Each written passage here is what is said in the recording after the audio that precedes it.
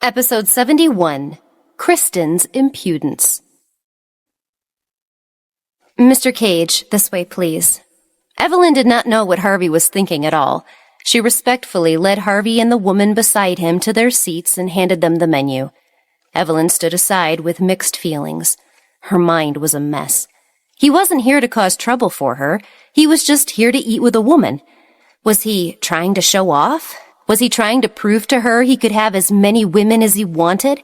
Were there thousands of women who could replace her with a snap of his finger? There was no need for that. She already knew that countless people could replace her. That was why she had to reject him. Evelyn comforted herself silently, knowing she had put this in motion, but still was uncomfortable. On the other side, Harvey completely ignored her. His pitch-black eyes stared at the woman before him and asked, "Kristen, what do you want to eat?" Kristen's face turned red. She lowered her head and whispered, "I will let you order for me, Harvey." Evelyn looked at Kristen and sighed in her heart. Kristen had perfect skin and her eyes were a pretty soft shade. She was as small and cute as a woman could be. No wonder she felt that Harvey's voice was a little softer, as if he was afraid that he would scare her. Harvey went overboard with his charismatic voice, lulling the woman with his attention.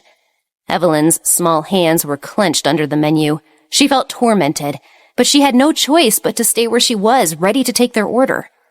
Evelyn told herself that he was a dangerous man at heart.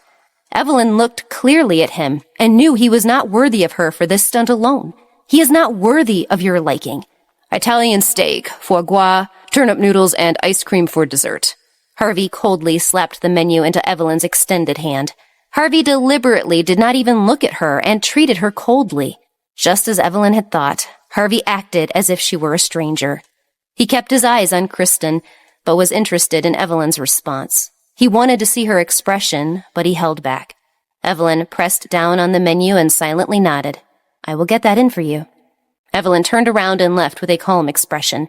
She placed the menu back in the holder just outside the kitchen and was stopped by Nancy when she walked into the space. "Evelyn, you don't look well. Did something happen between you and Harvey?" Nancy asked worriedly. Her relationship with Nancy had gotten better recently because of what happened during the shift change. The others in the restaurant also knew something unusual had happened between her and Harvey, so they couldn't help but guess when they saw Harvey bring other women into the restaurant. "I have nothing to do with him." Evelyn tried putting on a brave face as she replied. Her heart warned her about the lie. No one wanted to see a man they enjoyed talking and laughing with other women. She even knew that this woman would later be in his bed tonight. Her heart ached, her throat was dry, and her eyes glistened with unshed tears. She and Harvey were never the same kind of people. Harvey was a master at manipulating public perception, as he was doing now. Yesterday's incident had not cooled down yet, and he was eating and chatting with another woman. However, she had never been part of such a thing and felt on the verge of losing it, right here in the restaurant. Nancy looked at her and worried. "Why don't you avoid him a bit? I will take the table from you." Evelyn smiled gratefully. "Thank you, Nancy. I'm really fine. There is no need for that." Of course she couldn't. She was the one who said she wanted to go back to her world. If she ran away at the last minute, wouldn't Harvey realize the lie she told? Since he wanted to show off, she couldn't allow her selfishness to cause him to leave. She was just a server. Evelyn served dishes one by one to the pair with this new attitude in place. Her attitude was neither servile nor overbearing, but perfect. Although her ears filled with the sounds of Harvey chatting with Kristen, she only did her job and did not show how the interaction was affecting her. After placing all the dishes on the table, Evelyn turned around and wanted to leave, but Harvey suddenly stopped her and said, "Wait here to pour the wine." Evelyn bit her lower lip and clenched her hands. She did not resist and gave a formal smile. Evelyn nodded. "Okay, Mr. Cage." Holding the red wine, Evelyn first poured wine for Harvey and then for the woman called Kristen, then stopped to wait for Harvey's orders. Harvey looked at Kristen and said with a charming smile, "Kristen, your eyes are really beautiful." Kristen blushed when Harvey praised her. She lowered her head shyly and said, "Harvey, your eyes are the best." Harvey raised his eyebrows. "Oh, are my eyes good?" Kristen looked up and nodded. "Of course. All the women in New York and beyond want you to gaze at them a few more times. Any woman who looks into your eyes for 10 seconds will fall in love with you." Harvey shook his slender fingers and said, "It's hard to say. Some women are completely unmoved." Kristen widened her eyes and said in disbelief, "Impossible. How could there be such a ridiculous woman? She must have gone mad." When Harvey heard this, he could not help but laugh. He turned his head to look at Evelyn, and his cold eyes slightly narrowed. "Kristen, I can't completely trust you alone. Let me ask this young lady. What do you think?" Evelyn's entire body tensed up. She felt her breath catch in her chest. Harvey had done it on purpose.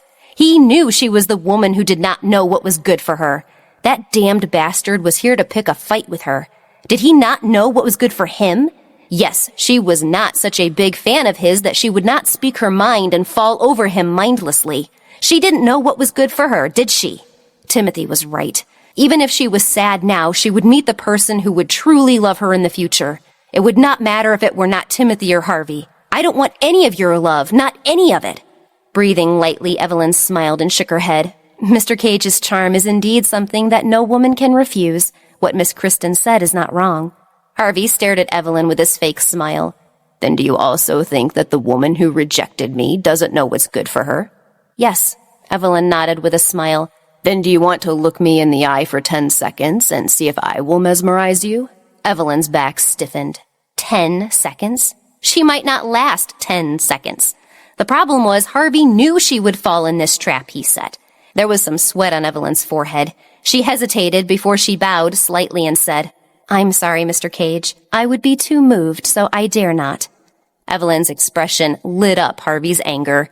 It was not the same. She was neither jealous nor angry. She knew her limits and stepped back under his constant pressure. Stubborn to the end. Evelyn, you're good. You're superb. Your stubbornness made me so angry I can't take it anymore. He already brought a woman here, yet she was still calm and collected. She should have revealed her weakness for him by now. He had expected that she would tell him not to look for other women. Evelyn, this is the attitude a normal person would show. Why not her? Harvey snappily looked at Kristen's finger and said, Looks like my charm is fake. Now some people refuse me without even allowing me a chance. From the beginning, Harvey had been talking to her. Kristen was extremely jealous. Although she had a sweet appearance, she was still a gold digger inside. Her temper was unruly to the extreme. A mere server dared to disturb her date. The woman also had an aloof look on her face. What is she thinking? Kristen blinked her eyes and curled her lips into a smile. This young woman must be crazy, as I don't know anyone that would not try for 10 seconds of your undivided attention, Kristen said, and suddenly picked up the red wine cup in her hand and poured it over Evelyn's head. Evelyn felt a chill flow over her as the red liquid slid down her neck. She blinked her eyes and immediately realized what had happened. Other guests and servers were in the restaurant, but no one dared to look at the table. The tension in the place made it clear they felt bad for Evelyn, as she was a victim of a woman who thought herself entitled to do such a thing. Kristen poured the wine onto her and said in a sweet and sharp voice, You made the guest unhappy. I still consider this kind of punishment light. Do you understand? You should be grateful Mr. Cage even dared to engage with you, and to give such an attitude back is unacceptable. Harvey gave a short exhale, and his face turned a deep red in anger. His stony face startled Kristen. She sat in her seat and did not dare to make a sound for the rest of her date. Had she guessed wrong about Harvey? Harvey put his hands in his pockets and remained silent. Evelyn's hair was dripping red wine onto the ground. Evelyn looked up. Red wine covered her fair cheeks, and she had an odd look on her face. Evelyn's small hands were clenched as her body trembled slightly. She fought back her anger. Well, humiliating her was his revenge. He was pleased to see her in such a sorry state, wasn't he? Was it better for him now that she ran out crying? Harvey, you are looking down on me. I will not show you anything you want to see. Evelyn's chest trembled. She took a napkin from her apron, and Harvey thought she would wipe away her embarrassment. However, she squatted down and carefully wiped the red wine stains on the ground. She said formally, I'm very sorry. Someone will come and clean up the red wine here soon. Please continue eating. Harvey was stunned. Why didn't she throw a tantrum? Right now, she should be angry. She didn't even need to wipe the dirty floor. She needed to wipe her body. Why did he feel so angry that he could not wait to tear the woman in front of him apart? But Evelyn, who was left in such a sorry state, was not moved at all. Aren't you angry? Don't you feel bad about the woman I brought? Evelyn, you crazy woman, what are you thinking? Harvey's hand was clenched tightly in his pocket. Evelyn had already wiped the red wine stains off the ground. She stood up and spoke calmly. I'm sorry. My colleagues will serve you in my place, as I apologize for my poor service. After Evelyn finished speaking, she turned around and was about to leave. Harvey finally could not hold it in anymore and reached out his hand to grab her. He retorted, You may not leave. Get angry. Evelyn looked at him and asked stubbornly, Why would I lose my temper? The guest is always right. Please let go. Harvey was furious. A guest? He didn't want to be a guest. All of you, get out of here. An icy voice rang out. Harvey's presence was foreboding, and anyone who heard it would be scared. He turned to the server beside him and said, Hurry and clear the customers away. Refund all their money, and I will cover the meals. Everyone quickly retreated. Sitting at the table, Kristen knew she was in big trouble. She thought she was so lucky to be asked out to dinner with Harvey. She did not expect it to be such a terrible scene and realize her situation was about to turn bad. Who was that woman? What kind of background with Harvey did she have? Why did Harvey look like he was in love with her? Kristen was also in the modeling industry, and she was beautiful, but she knew that she would not be enough today. She took her bag and wanted to leave, but Harvey stopped her. The surrounding people had disappeared within 2 minutes. There were only 3 people left on the second floor, Harvey, Evelyn, and Kristen. What was about to take place in the restaurant? Harvey was seeing red after the way Evelyn was insulted by Kristen. He was also furious at Evelyn's disinterested manners. Would Kristen be the victim of Harvey's infamous anger?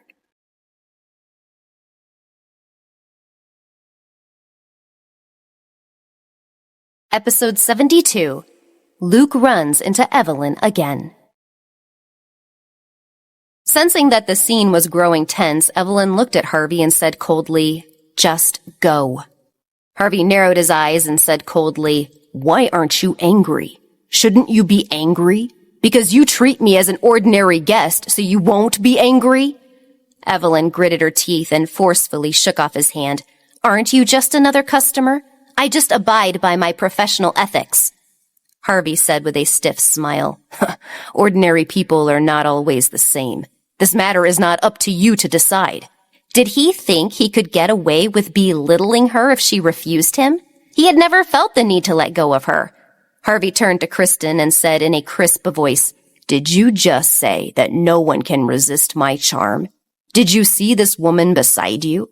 She can refuse without knowing what's good for her. Evelyn gritted her teeth and could not take it anymore. She glared at Harvey angrily. Harvey, are you having fun? Harvey did not look at Evelyn, but looked straight at Kristen. Kristen was shocked, and her hands were trembling. She bit her lip and whispered, Harvey brought me here to see you, and he did not want to eat with me.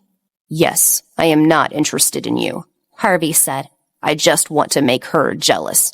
Although this woman makes me angry and enraged, she is the woman I want now. How dare you splash wine on her? I don't think you want to stay in New York anymore.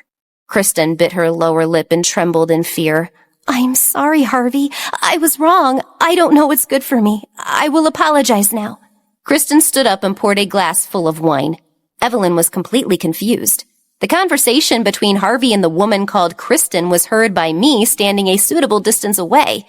My heart was feeling abused in a way I could not describe. Why would he say something like that? Harvey, I have rejected you. Why are you still willing to continue chasing me? Why are you so persistent? There are so many girls around you, so you don't have to be obsessed with me. Evelyn's heart was very chaotic. When she saw Kristen pour wine, she thought she wanted a drink with her to apologize. But in the next second, Kristen poured the wine on her head. What are you doing? Evelyn screamed and wanted to stop the woman, but Kristen quickly moved her hand away and leaned over. I'm sorry, I was wrong. Please forgive me. Evelyn frowned deeply. I don't need your apology. Please, just say you forgive me, Kristen replied bitterly. Evelyn was stunned and glanced at Harvey out of the corner of her eye. She knew that this woman was concerned about Harvey, so she could only say, I forgive you. Kristen nodded and hid her embarrassment. She smiled at Harvey. Harvey, this young lady has forgiven me. Can I go now? Harvey nodded. The girl turned around and left without even looking at Evelyn. An indescribable feeling emerged in Evelyn's heart. She turned around and looked at Harvey. Harvey was furious, and his face was a little dark. Evelyn took a deep breath and said stiffly, I still won't agree with that. I have my principles. Then I will get you to go against your principles. Harvey's voice echoed in the empty restaurant. Evelyn gritted her teeth. Don't you know that this is about me? Why must I do that? If I was less stubborn, I would want to spend time with someone I love and be loved in return. But I am stubborn, ungrateful, and you can't change me. Harvey stood and walked in front of Evelyn. He reached out his hand to stroke her hair. Evelyn ducked to the side and whispered, Don't touch it. There is red wine. It's very dirty. Harvey did not listen to her and continued to stroke her hair. Don't be too arrogant. I know all of your annoying flaws, but I am not the man you think I am. Today is just the beginning. In the future, I will make things more difficult for you. Be prepared. You. Evelyn was angry. She raised her head and wanted to argue with him, but it caught her off guard when he suddenly leaned in and kissed her. An overbearing and fiery kiss instantly lit Evelyn's insides. As she tried to retreat, alarm bells rang in her heart, and his large hand firmly grabbed her waist. He kissed her and would not let her escape. Evelyn's heart palpitated hard against her rib cage. Being stared at up close by those charming obsidian eyes, it was as if her body was stunned and she was immobile. Bastard! I can't imagine how much harder he could make things for me. Evelyn was certain she could not hold out against him. It will be easier for me to give up. After the passionate kiss, all that was left was the empty floor and Evelyn. He released her and walked away in a carefree manner. He said, Evelyn, I don't want to end this now. She smelled cold magnetism brushing past her. You smell wonderful, but are dangerous. Evelyn didn't understand him. He was always aggressive and wanted to find trouble with her and torture her.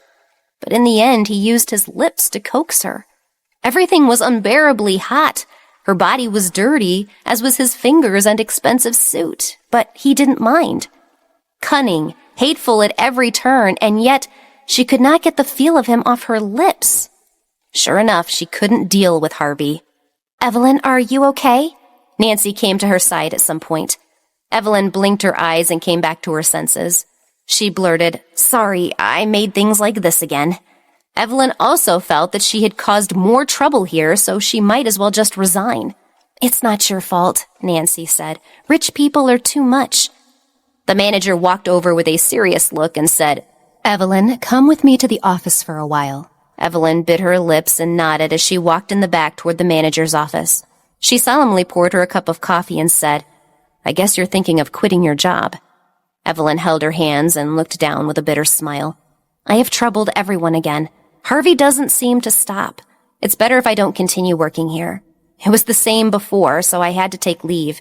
After all, an employee like me is not qualified, as I can't keep the drama out of this place. Sitting across from her, the manager smiled bitterly and said, You don't have to blame yourself for Mr. Cage. He might get you to bend to his will, which is his style. Although you see him being bossy, there are many people in numerous branches that depend on him for their livelihood. I don't know what happened between you and that man, but I think I will be in even more trouble if you leave here. Harvey will blame us all. Besides, the salary here is good. You can stay here until you find a more suitable place to go. Evelyn left the office and changed her clothes. She left early. It was still early, and she did not want to go home. Evelyn habitually went to the fabric store. Here there were things that designers needed the most. The fashion industry in New York developed because of the Cages and other fashion houses. A more suitable place for me? Sure enough, I still want to make designs. Evelyn bit her lips and walked in. The moment she walked in, Evelyn saw the competition banner. Fall Designer Competition. Evelyn looked up at the large, elaborate advertisement. Now that she has some money, she should be able to make some preparations. Her brother was about to graduate, and she could not always work part-time. Taking a deep breath, Evelyn walked to the registration counter and took the form. She then walked around the cloth market and bought some fabric. Evelyn walked out with several big and small bags filled, feeling better.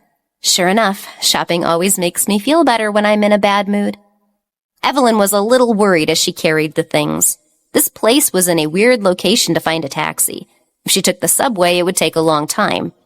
Standing by the road, Evelyn thought, should she carry these things to the subway or wait here to try it for a taxi? Not far away, a man saw her daydreaming and smiled. Mayor, look, this is the biggest cloth market in New York. Jewelry and clothing are readily found. People come and go in and out of this place. Someone was talking, but the man did not listen at all. The mayor's assistant, Thomas Quaid, saw the distracted mayor and coughed. Luke returned to his senses and showed a gentlemanly smile to the real estate developer, talking nonstop. I'm very sorry. I have some business today.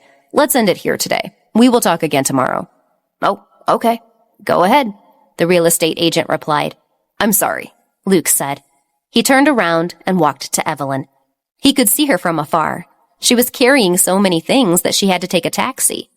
Thomas followed him unhappily and said in a low voice, Mayor, you are acting so recklessly. As your assistant, I am troubled.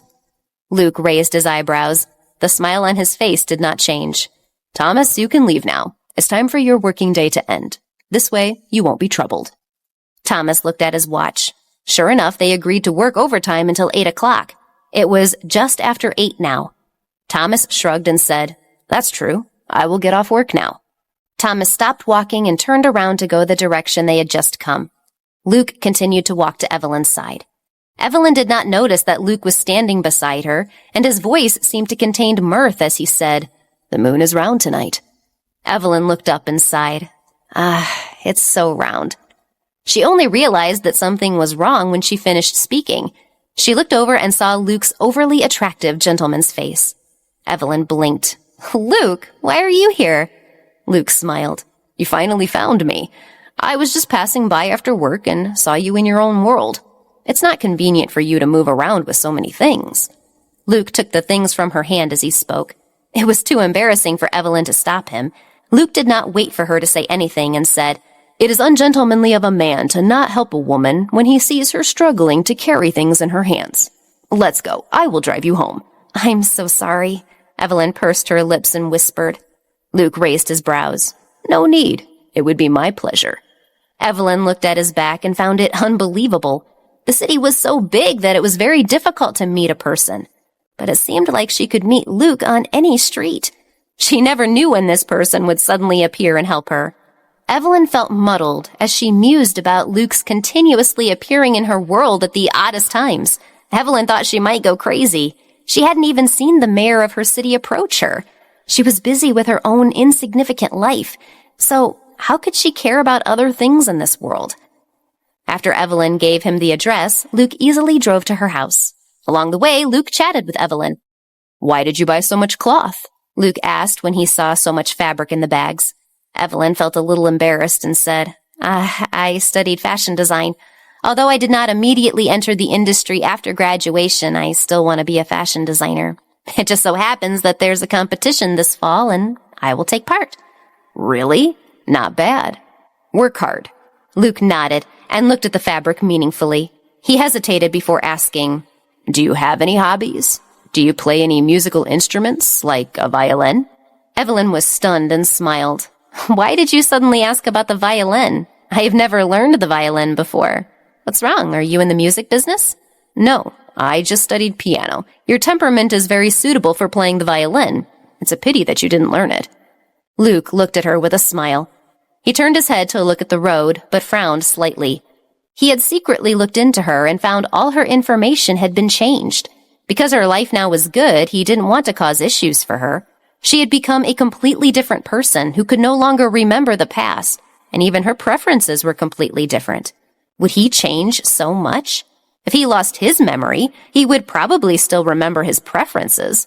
Luke's eyes flashed and he said, Do you live with your parents? Evelyn shook her head. My parents died young and I lived with my brother. I'm sorry I asked. That must have been hard. No, I'm doing very well now. My brother is very good. He's an excellent student and on a basketball team. He's also very handsome and the girls adore him. So your relationship with your brother is good, I take it?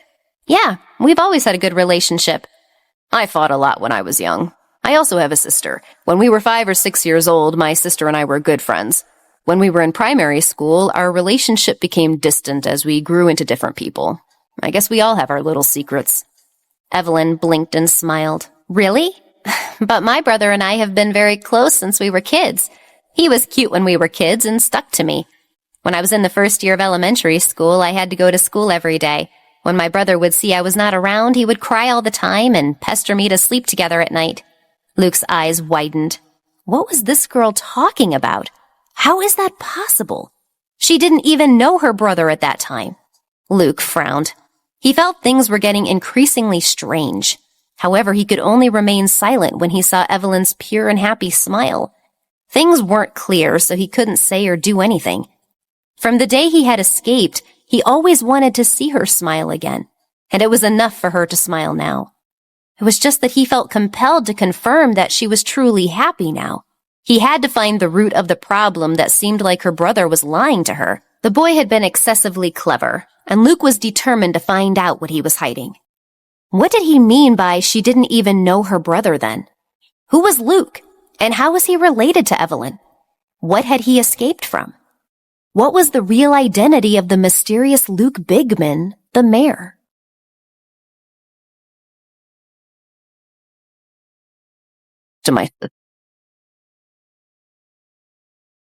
Episode 73, A New Plan. After Luke drops Evelyn home, she thanks him. Luke asked, "Do you want me to help you bring the things up?" Evelyn hurriedly waved her hand. "I can do it myself. It's only a few steps." "Evelyn?" Mark walked downstairs and out of the building. He sees Evelyn and is startled and calls her name in confusion. His eyes fell on the man standing with her. His handsome face immediately darkened. Mark walked to Evelyn's side and pulled her into his arms. He put his arms around her shoulders and looked at Luke alertly. "Who are you? You drive such a nice car. What is your purpose in getting close to my sister?" Evelyn panicked as she realized Mark was being a rude brat. "Mark, how can you talk like that? He and I are just friends. He just brought me home," Evelyn explained anxiously. She looked at Luke apologetically. "I am sorry, Luke. My brother is a little too worried about me sometimes." Mark pursed his lips and stared at Luke. He had a sharp look in his eyes.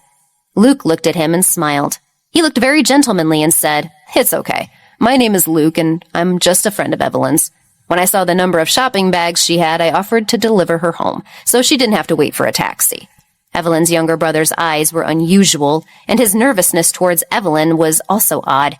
Everything about the situation wasn't sitting well with him, but Luke instinctively remained calm and left before raising further concerns. Luke nodded at Evelyn and Mark and got into the car. Evelyn waved at him awkwardly. "Goodbye, Luke. Thank you for today."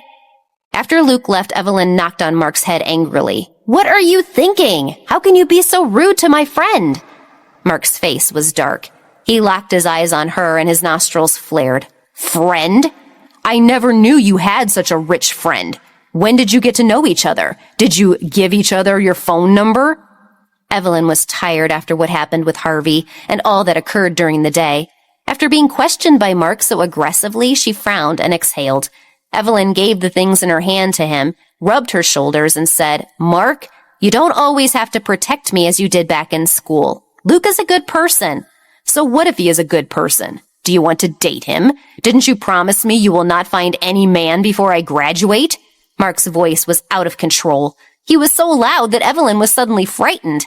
She turned around and walked in front of Mark, tried covering his mouth with her hand as she was getting anxious. "Why are you so loud? Everyone is resting and you do not need to cause any trouble." Mark was obviously angry. He dodged her hand and looked at her with a pair of squinted eyes. "Do you want to destroy the agreement? Do you want to marry him because he is such a rich man?" Evelyn was stunned. Where in the world did this guy get ideas like this from a simple car ride? Mark's sudden loss of control was making her uneasy. "Mark, what's wrong with you? Why do I feel you aren't acting like yourself anymore?" Evelyn asked with confusion in her eyes. He had never been like this before. She did not know this Mark who was so easily enraged. Mark's body stiffened and his rationality returned. He had scared her. He had suddenly gone mad and questioned her about this kind of thing. He had even casually speculated about her. Clearly, she had been scared. Damn it, what was he thinking? Why is he going mad? There was clearly a better solution to get her to understand his rationale. "I'm sorry." Mark walked to Evelyn's side and hugged her. He felt bad and said, "I'm sorry, I'm very anxious. Since you have reached the age of marriage, I always feel that you will find a partner and leave me behind." Evelyn blinked her eyes and wanted to say, "Isn't this very normal? This kind of life is very normal. She is already an adult, and one day she will get married and have children. Not only her, but Mark will also have children. They are very close siblings, but they will still have their own lives in the future." Evelyn wanted to tell Mark to understand this principle, but when he hugged her tightly, she felt his uneasiness. Evelyn wanted to say something, but stopped herself. Afraid of loneliness, Mark wanted her to promise she wouldn't leave him. Anyway, when Harvey was still bugging her, she had no way of getting married, so she could promise him that for now. Mark was very good at school. Now that he was in his 3rd year, he was preparing to graduate next summer. It was only a year. 1 year was enough for her and Harvey to get over what happened between them, and it was also enough for her to start a new life. "Mark, I will not break the contract. Nothing happened between Luke and me, and we haven't even exchanged phone numbers yet. Only because he helped me is why I said he was a good person. Don't worry. I will go nowhere that takes me away from you. For now." Evelyn reached out and hugged Mark, comforting him. Mark hugged Evelyn tightly, but there was no hint of calmness in his eyes. He was a man who had a strong sense of danger. Luke was not an ordinary person. His mannerisms and the car he drove were all unusual. He felt he looked familiar. Who was he? He never really remembered a man's face, but it was a very familiar face. After helping Evelyn with her things, they finally said goodbye. At midnight, Mark had to deal with someone needing an escort through the city. After walking out, Mark called Ray in the middle of the night. On the other side, Ray answered quickly. "Boss, what's the matter? Help me investigate a man named Luke. The license plate number is..." "Luke. That sounds familiar." Ray thought of something and said, "Isn't he our mayor? He is the one who became mayor through a special election when the last one suddenly died." "Mayor?" Mark asked. At nearly the same moment, Luke called his secretary Thomas. "Thomas, help me investigate a man called Mark. Yes, he is Evelyn's brother. Check if there is anything strange about him." "I'm not the CIA," Thomas said and hung up. Luke smiled bitterly. He knew Thomas would do the investigation, but his words were because it was in the middle of the night. Luke stopped somewhere quiet. He got out of the car and lit a cigarette. Although he had tried to smoke as little as possible, the habit of smoking had not changed. With one hand in his pocket, Luke looked at the lights in the night sky. He tilted his head slightly and his mind was a mess. He had no intention of disturbing Evelyn's life. Ever since he escaped that day, he knew he could not interfere with her life. He could not suffer with her then, so he had no right to interfere with her life now. What feelings he had for her, he couldn't even put his finger on it. Now that he had found her, he didn't want to do anything. He just wanted to be an ordinary friend, looking after her, helping her when she needed help. That was the job of a friend. It's just that even if you want to avoid this, you won't be able to. "She looked good when she played the violin," Luke murmured. There was something wrong with her memory. He realized after observing her for a while. At first, he thought she had lost her memories, but only now did he have another thought. Her memory had been tampered with. It was possible. Either it was due to her brother or the grief she had experienced earlier in her life. Evelyn tossed and turned on the bed, unable to sleep. She got up to tidy up the fabric. She felt she had to find something for herself to do so that she would not think about Harvey. She couldn't stop thinking about it. Harvey's words told her he would not cease. Harvey would continue to make things difficult for her. Evelyn did not know that while she was thinking this, Harvey had already taken action. He did not forget that he had been told she loved another man. Although he always thought Evelyn must have said it out of anger, it was still a sore spot. He was a man that tried to eliminate any minor obstacles to a future he wanted. Harvey picked up his phone and dialed a number. It was an unknown number. "Hello, may I know who you are?" said a voice from the other side of the call. "Miss Koretsky, this is Harvey," Harvey said plainly as he curled his lower lip. Megan's whole body trembled on the other side and her body tensed up. "Hello, Harvey." Harvey leaned against the desk in the study and said in a crisp voice, "Your family business has seen an influx of revenue to ease the financial situation, right?" Yes, thanks to you, it has been resolved. Then, should you not do something for me? This way your family's company can also be completely independent from creditors, and Timothy will also belong to you, Harvey said with a smile. Megan paused and said with a trembling voice, But last time I helped you, Evelyn almost got into trouble, and Timothy was furious. He would hate me if Evelyn was put in a bad spot this time. Evelyn will be fine. Don't worry about it. After all, she is someone important to me. I will not hurt her, and I will let no one hurt her. Don't you think this is good cooperation? I want Evelyn and you want Timothy. This way, the reward I will give you is unexpectedly much. I'll do it. Harvey raised his eyebrows and his voice disappeared into the night. I like women who know how to take action. Evelyn saw Harvey in the restaurant again at noon the next day. This time he came alone. Nancy tried to take care of him first. Unfortunately, Harvey pointed Evelyn out. I'm sorry, Evelyn, I can't help you, Nancy shrugged regretfully. Evelyn grabbed the menu and forced a smile at her colleague behind her. Sorry, I may have to trouble everyone again. Evelyn, what are you talking about? We want him to come here every day. No, we don't want him to trouble you, but it is more money for us when he gets angry, as he was the other day. We can get more money as a tip even if we do nothing. Another colleague came up to comfort her. Evelyn looked at her gratefully and thanked her. Evelyn lowered her head, standing in front of Harvey. What would you like to order? Harvey looked at the menu she handed over and then looked at her. He frowned slightly. You have dark circles under your eyes. Didn't you sleep well last night? Evelyn's mouth twitched. Of course she didn't sleep well. It was all because of him, she thought. The lack of sleep is my problem. May I ask what you want to order? Evelyn tried to be formal. Harvey raised his eyebrows and asked, What would you like to eat? Evelyn took a deep breath and told herself to calm down. It wasn't the first time he had teased her. She had to endure it. Please, what would you like to order? Our specialty dish today is I want to eat what you want, Harvey said. Evelyn frowned and stared at him. What do you want? Harvey opened his thin lips and said calmly, Of course, it's a trick to get you to be mine. If you don't want me to do this, you can be my lover. That way, I won't have to put so much effort. Evelyn gritted her teeth.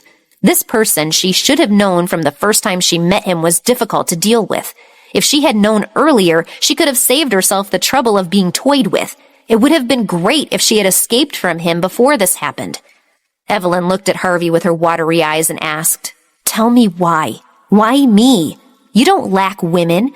I don't know how many times better your bedmates were than me. Why do you have to keep coming back to me? Harvey's cold eyes narrowed and his thin lips curled slightly. What should I say? Oh, you're very interesting, and you never bore me. How am I not boring you? Can I change it? Evelyn stomped her feet in anger. Harvey saw her hopping around and was so happy that he said, That's how it is. You fascinate me. He didn't just make her his lover because she was interesting. Harvey found her fascinating. Even if he were to bicker with her, he would still be in a good mood. This was more like it. The Evelyn from yesterday was not what he wanted to see. Even if they became enemies, Evelyn had to be like this. Her cheeks bulged and her pretty eyes widened when she was angry. This was the Evelyn he wanted. Evelyn really couldn't win against Harvey. In the end, she turned around angrily and went to order a couple of meals for him. Of course, she ordered everything she liked. Harvey saw the food and asked, Do you like it? Evelyn nodded. That's right, these are all my favorites. Sit down and eat, Harvey ordered. This startled Evelyn, and her tongue almost came out. I don't want to, as I'm working. Really? You were the server. I pointed out. Do you think I can't have your salary deducted for mistreating a customer? Do you want to see how much I will ask the manager to deduct from your salary? Harvey raised his chin arrogantly. Evelyn saw his arrogant gaze and was speechless. So what if she hated him to death? He had immense power, and all Evelyn could do now was sit down and eat. The dumbfounded servers were watching from afar. What's going on? Someone asked. Nancy said emotionally, The mood of rich people changes quicker than the weather, and that man is the most unpredictable one. Evelyn was struggling with how she felt at this moment and trying to sort out her feelings as she ate. Despite everything, did she fall under his spell again? Everything was being played out exactly as he dictated. Would everything be always under his control? What plans had Harvey made with Megan? The last time Harvey made ploys to win over Evelyn, she almost drowned.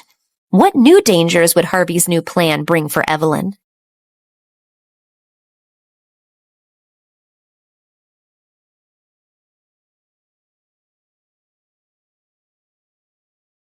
A valid excuse. Fine, I will be there in 15 minutes, she replied and immediately hung up. True to her word, she was at his front door being allowed in by the butler exactly 15 minutes later. Take a seat. I'm shocked that you have something to ask of me. Evelyn sat down in the cage house as Harvey poured her a glass of whiskey. Evelyn looked up and said, Do you know the Jack of Hearts? My friend is on the boat and I'm unsure about the current situation. I want to ask you to take us there to get her. Harvey sat down and locked his eyes on her.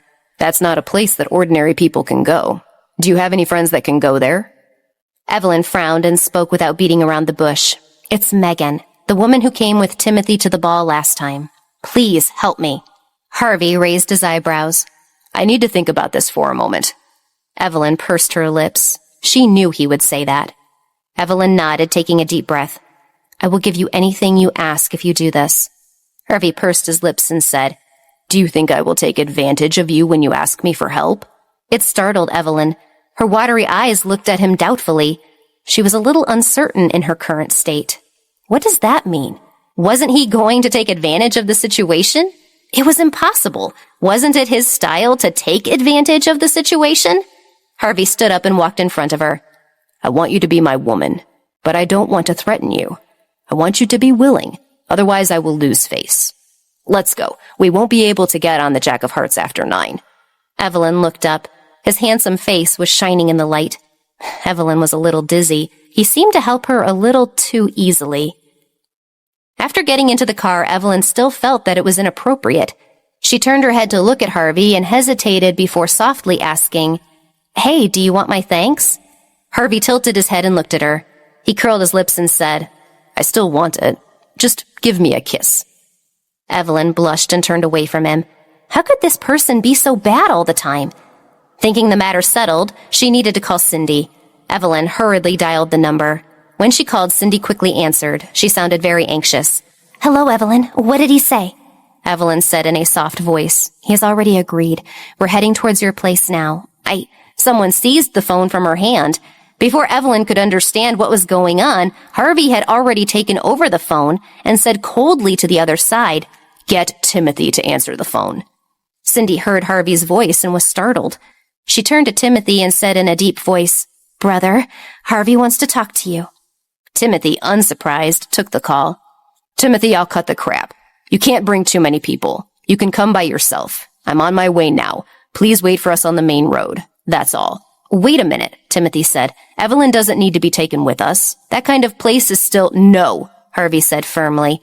He looked at Evelyn and replied, I helped you because of her. If she is not here, everything will be meaningless. Harvey hung up the phone as soon as he finished speaking. Evelyn did not hear what Timothy said, but she had a rough idea of the content. Evelyn blushed and felt a little nervous and embarrassed. He probably believed she liked Timothy. What should she do? Should she pretend to be sad? How are you feeling now? Harvey asked. Evelyn blinked her watery eyes and was puzzled. What do you mean? Harvey raised his eyebrows. The person you like is here to ask for your help for another woman. You don't feel sad about it? Evelyn lowered her head and rubbed her hands nervously together. Evelyn bit her lips and could not answer at first. She quibbled softly. It's not like he asked for it. It was Cindy who called. Cindy and I are good friends. I naturally have to help, as she asked me. Why are you covering for such a man? Harvey did not forget to mock her as he drove. Evelyn was speechless. She looked out the window and said, I don't want to talk about this with you. If it were me, at least I wouldn't let you suffer like this. Harvey raised his eyebrows and said arrogantly, Not to mention other women. Even if I were threatened with death, I would never ask you to beg another man for anything. Harvey did not lie.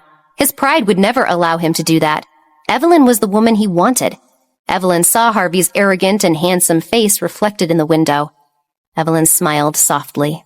She believed what Harvey said. Evelyn thought that no matter how bad the situation was, as long as she requested his help, there would probably be nothing Harvey could not take care of. Did Harvey use Megan as a pawn just to prove to Evelyn how powerless Timothy was? What sort of danger was Megan in? Would Harvey's power and influence be able to rescue her? Or was Megan destined to be the sacrificial lamb in this tussle for power and dominance?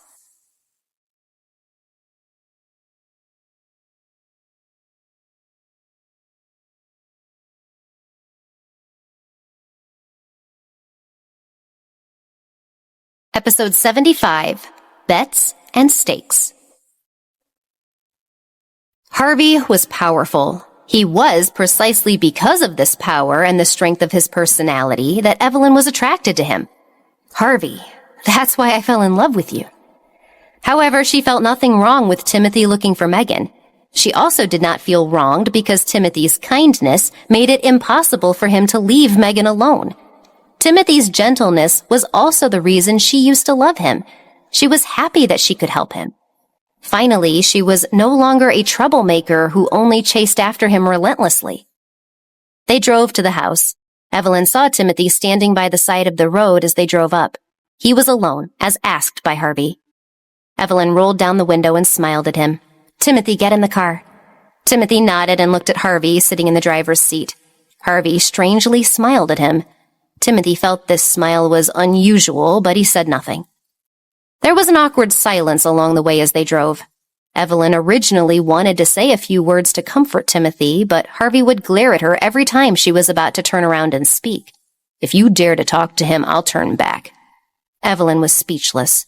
Just how strong was this man's desire to control her? He even used his eyes to warn her. Timothy sat in the back seat. He did not know what to say. Harvey's smile before he got into the car was arrogant and disdainful, as if he was mocking his incompetence. Indeed, because Megan was in danger, he had asked Evelyn for help and for her to find another man. He should not have done such a thing, as it was unfair towards Evelyn. However, this matter concerned Megan's life, so he couldn't just let it go. Timothy looked at Harvey. He could not help but think that if he did not have this disease, he would not have given up his training. He would have worked hard and been more successful and prominent. He would have given Evelyn the best life that she deserves. He looked at Evelyn and saw that she was too engrossed with Harvey. His mind was a mess and his heart was hurting. Timothy already knew that even though he had already accepted that she liked someone else, he could not look at her like this. His heart still hurts. Taking a deep breath, Timothy looked out the window, not allowing himself to think too much. When they arrived at the port, Harvey announced, "We're here." The three of them got out of the car. The sea breeze was a little strong. When they got on the boat, Evelyn saw a large group of men in black standing guard there.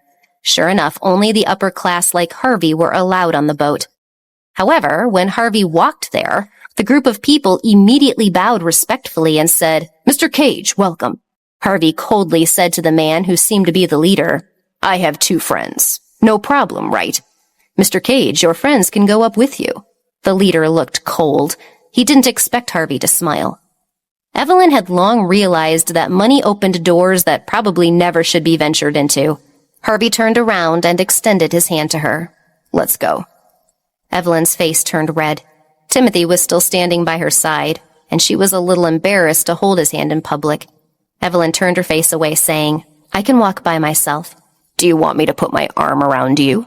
Harvey raised his cold eyes fearlessly, not caring that Timothy was next to him. Evelyn was so angry that her face turned beet red. He did it on purpose.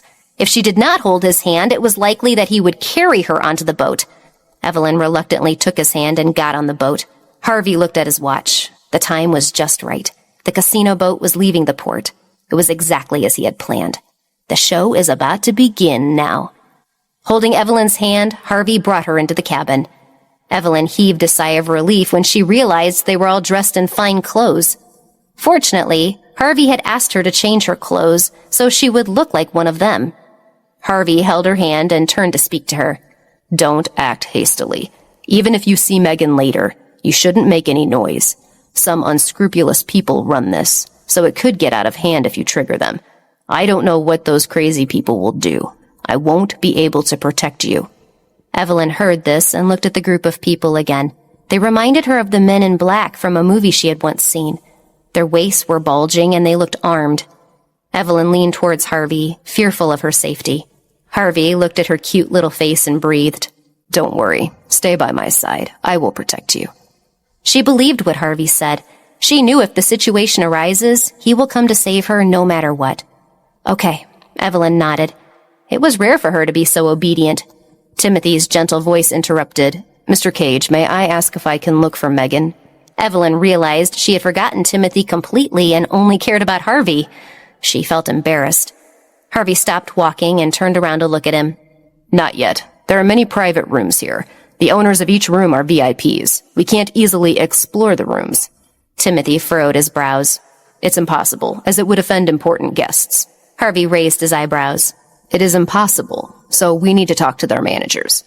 While they were talking, a man in black walked over and bowed slightly to Harvey. It thrilled us to see you here, Mr. Cage. We haven't seen you for a long time, and we want to make a bet with you. I wonder if Mr. Cage will give us some time? Harvey smiled faintly. You are indeed a capable person running this boat, but I would like an audience with your boss. You know that my boss does not like coming out in public. If you would leave the lady here, though, I will show you the way. Evelyn tensed up and held Harvey's arm tightly. They were all from the underworld.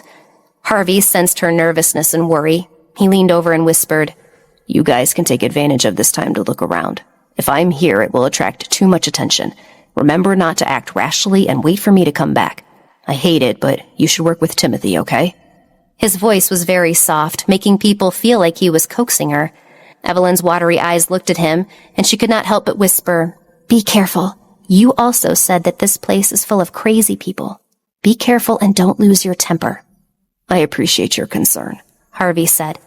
He pursed his lips and kissed her on the lips. Shocked, Evelyn quickly stepped back. Harvey put one hand in his pocket and walked away, leaving Evelyn to watch him walk away. She blushed and covered her mouth.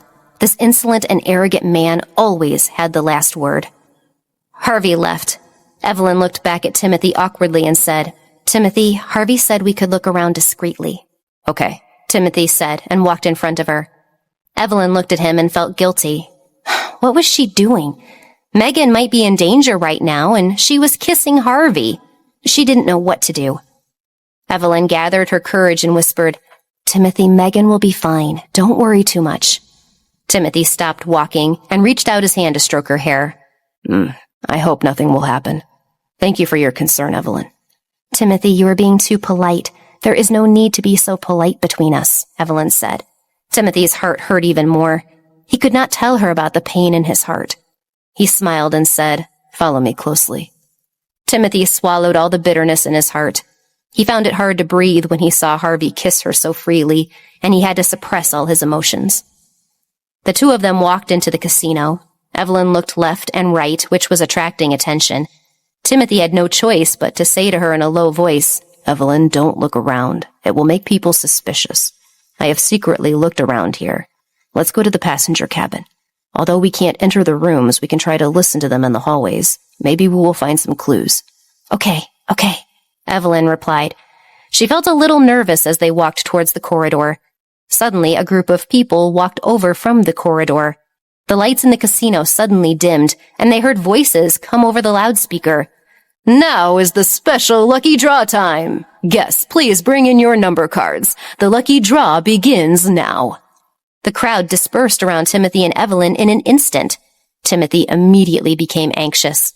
Before he could finish, a server knocked his glass against Timothy's body.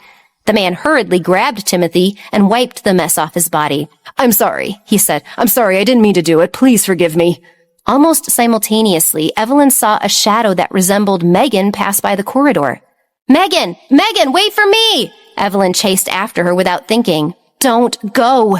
We spent so much effort getting on this ship to save you. You can't leave like this, she was thinking. Evelyn!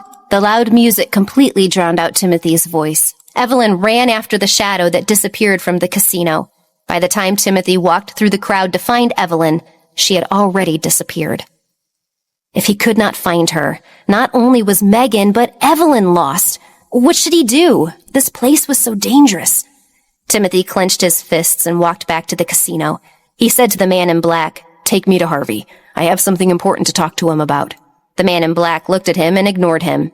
I am his friend. I came with him. Take me to him, Timothy said again.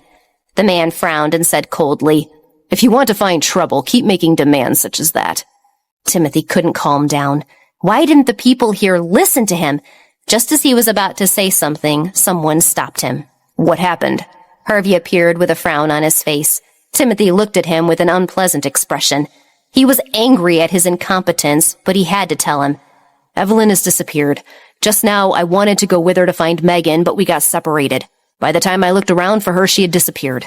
Harvey looked at him coldly and said in an extremely cold voice, Mr. Green, can't you even watch her for a moment? Timothy lowered his head and remained silent. He was indeed very unreliable, and he was extremely angry with himself.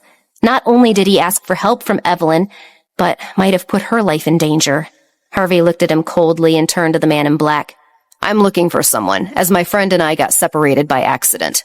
The man was about to say something when he heard a voice from his earpiece. The man leaned over and said to Harvey, Mr. Cage, my boss, said he wants you to go back to the gambling room. Your friend is there, as is the lady that you were looking for previously. Timothy's face turned pale. Was Evelyn in danger?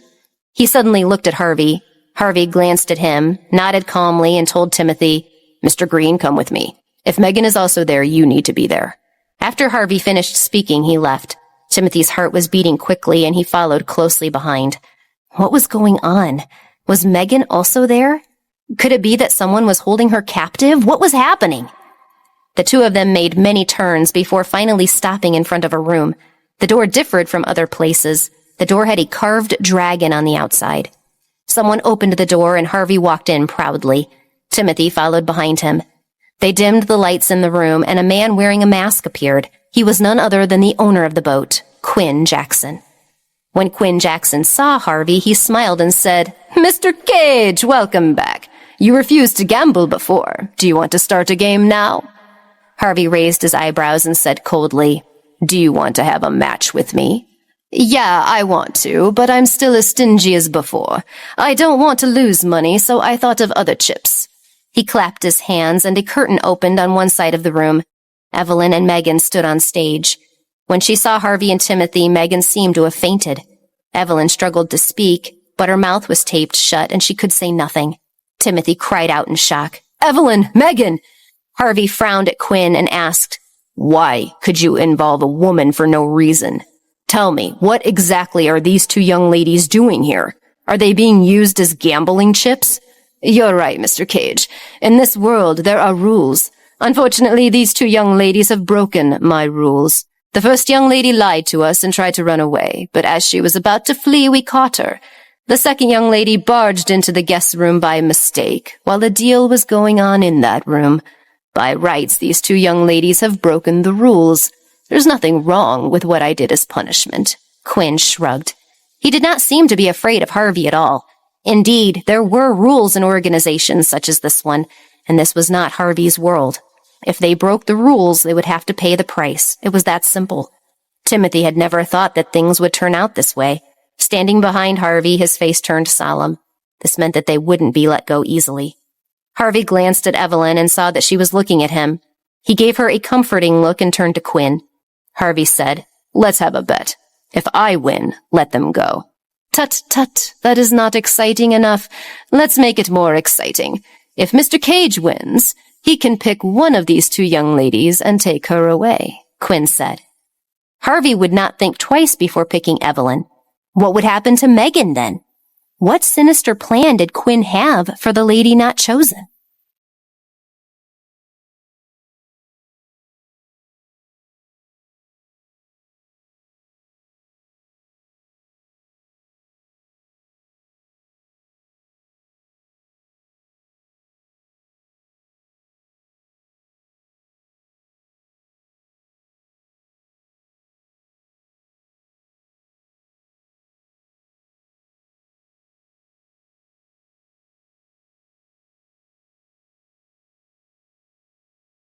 Episode 76, Evelyn at Stake.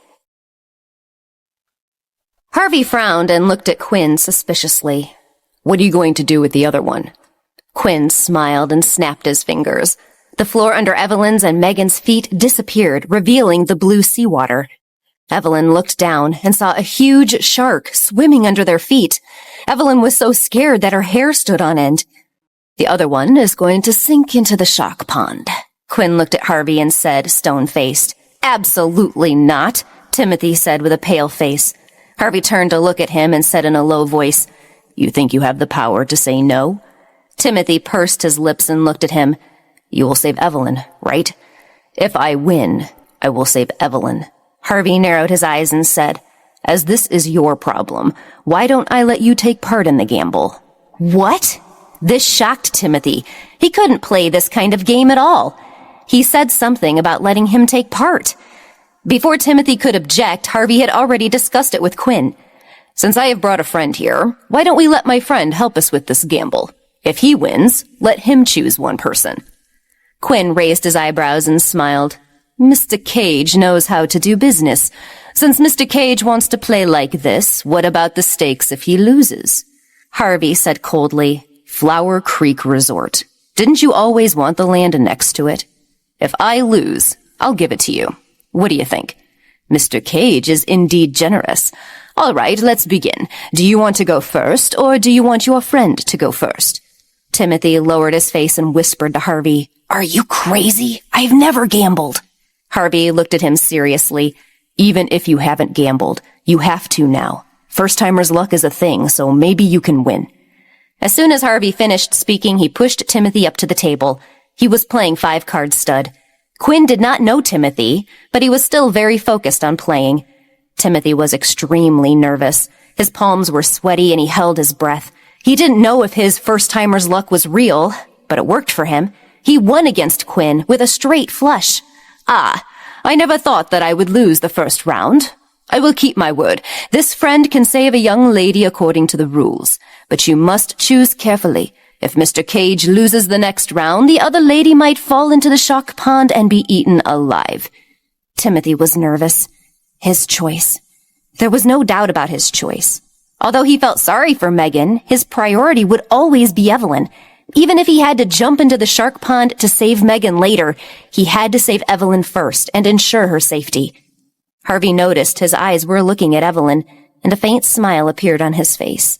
He leaned on his chair and tipped over to Timothy's ear. In a voice only 2 people could hear, Harvey said, Mr. Green, you have to be careful. I will only save Evelyn. If you choose the wrong one, Miss Megan might die. Timothy looked at his cold eyes with a stiff expression. What do you mean? Harvey smiled coldly. If you choose Evelyn, I will lose the next round. How could I let you save Evelyn? Timothy gritted his teeth. You're despicable. What kind of joke are you playing with their lives? Harvey whispered coldly. It is only at this moment that Evelyn would see clearly who she should rely on, because you will decide to save Megan. Timothy lowered his head in silence. His heart was beating fast. He felt that something wasn't right. There was no reason for Harvey to suddenly attack him at this moment. Was he trying to take advantage of the situation, or was everything just part of his plan? Calm down. He had to not jump to conclusions. Timothy knew that Harvey cared about Evelyn. He did not spare any effort to save Evelyn during the banquet, but Megan was worthless to him. After struggling in his mind for 30 seconds, Timothy closed his eyes and calmed the surging waves in his brown eyes. Will you get her to safety? Timothy asked Harvey in a low voice. Harvey said arrogantly, For her, I will spare no expense to win her freedom. Timothy nodded. All right, I understand. Timothy stood up and walked towards Evelyn and Megan. Megan had been unconscious, and only now did she slowly wake up. She was very confused, but Evelyn knew everything. She looked at Timothy, walking over and lowered her head, not daring to look into his eyes. Evelyn's mind was a mess. She could only hear Quinn's annoying voice teasing Timothy. Who will you choose? This question was always in Evelyn's heart. Who would he choose? If it were Timothy's choice, she knew it would be Megan. Megan was more important than her in Timothy's heart, so it should be her. Even if her fantasies about Timothy were long gone and she no longer loved him, she still had a longing in the quiet recesses of her heart. It was as if she was suddenly dragged back into the past, hoping again that he would choose her. Why did he have to suffer for so long? Evelyn, I'm sorry. Timothy's voice rang in Evelyn's ear. Evelyn looked up at him and saw his sad expression. He said, Harvey will save you. He will. Evelyn closed her eyes and felt her heart skip a beat. She could not help but mock herself in her heart. Again, he gave up on her, saying, There will be someone else. I can't do it for you. You'll meet someone else you like. You'll meet someone good to you. Evelyn, I'm sorry. Harvey will save you. Every time it wasn't you, Timothy. Nothing had changed from before to now. The tape blocked her mouth and she couldn't speak. If she could, she would tell Timothy, "It's okay. Yes, it's all right. Because you are the best man in the world and you are the kindest. Even if you turned away from me and walked to someone else's side repeatedly, even if you still did not choose me this time, I would still tell you it did not matter.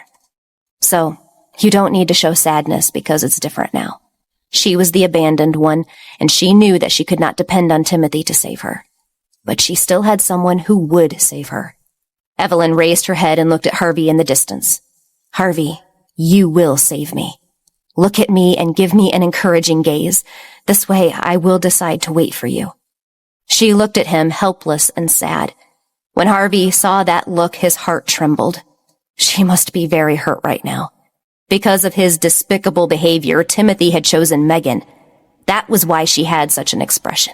However, he would not stop. He still wanted to continue. Harvey raised the corner of his lips and smiled gently at Evelyn. His eyes were so confident and gentle that tears instantly flowed out of Evelyn's eyes. Now, it didn't matter what Timothy did. She just needed to trust Harvey. Timothy quietly untied Megan's rope. When Megan saw Timothy, she leaned into his arms with tears in her eyes. "Timothy, you came to save me. I knew you wouldn't leave me alone." Timothy called out to her softly to comfort her. "It's okay, Megan. It's okay." However, no one saw the emptiness in his eyes. Evelyn was right beside him. She might have already cried, but he didn't even dare look at her. He had finally changed from the person who loved her the most in the world to the person who treated her the worst. It would taint those memories they shared from this day forward. She might even regret ever knowing him.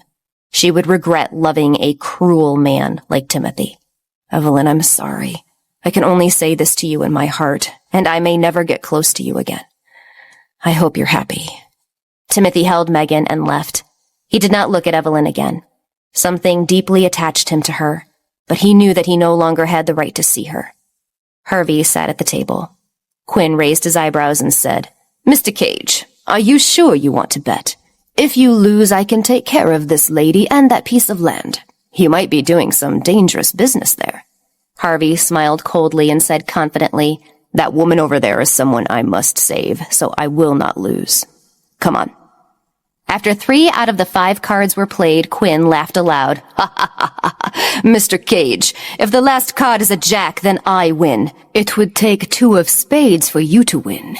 I'm afraid your luck has run out." Harvey smiled calmly and crossed his hands. "I'm a pretty lucky guy, and believe I will prevail." Quinn raised his eyebrows.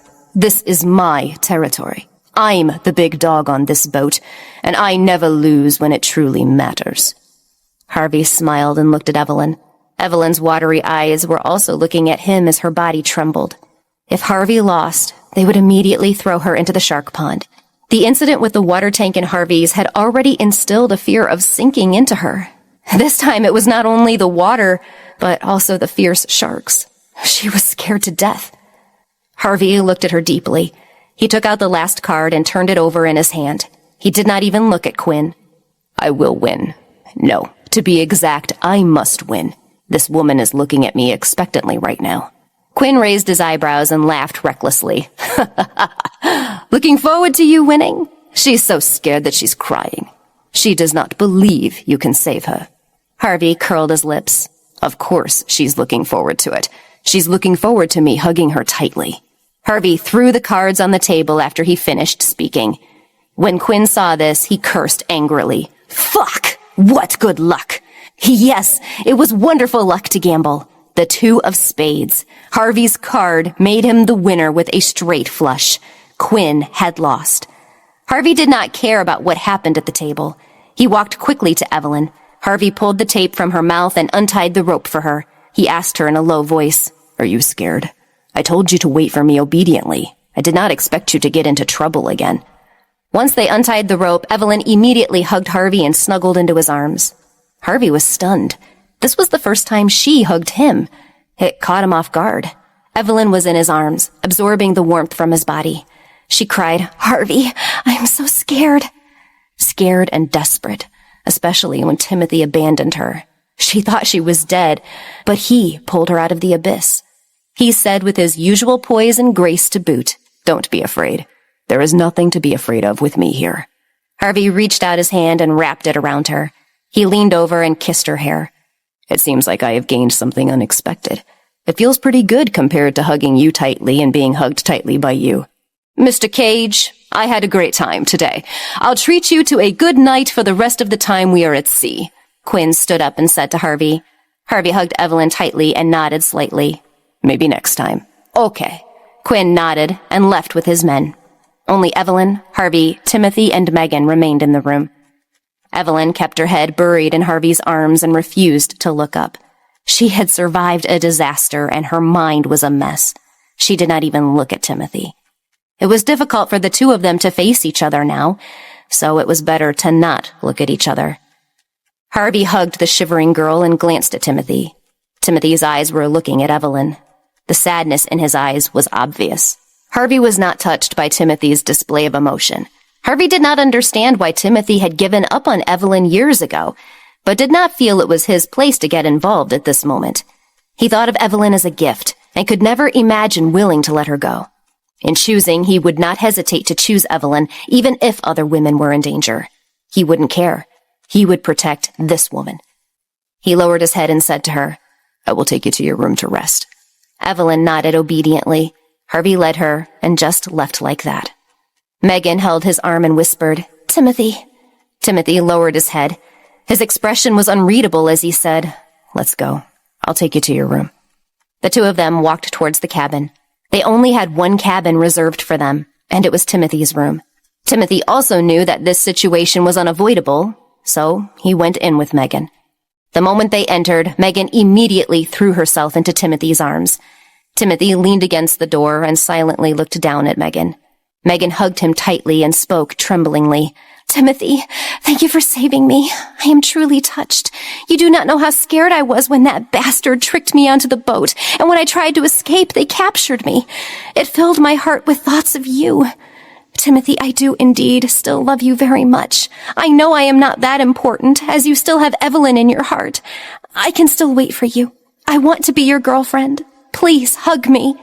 Megan looked up, and her eyes filled with tears. Timothy looked down at her and tried his best to smile. He was as gentle as always, but he couldn't smile. He just couldn't force it. He looked at Megan expressionlessly and asked, "Megan, were you really tricked into the boat?" Megan trembled, and she looked at Timothy stiffly. "Timothy, what do you mean? Could it be that you suspect I am lying to you? Am I not worthy of your trust? Or did you regret saving me when you saw Evelyn in Harvey's arms?" Did Timothy suspect all this to be an arrangement by Harvey? Would he do something rash to unearth the truth? Would his suspicions put him at odds with Harvey and lead to more trouble?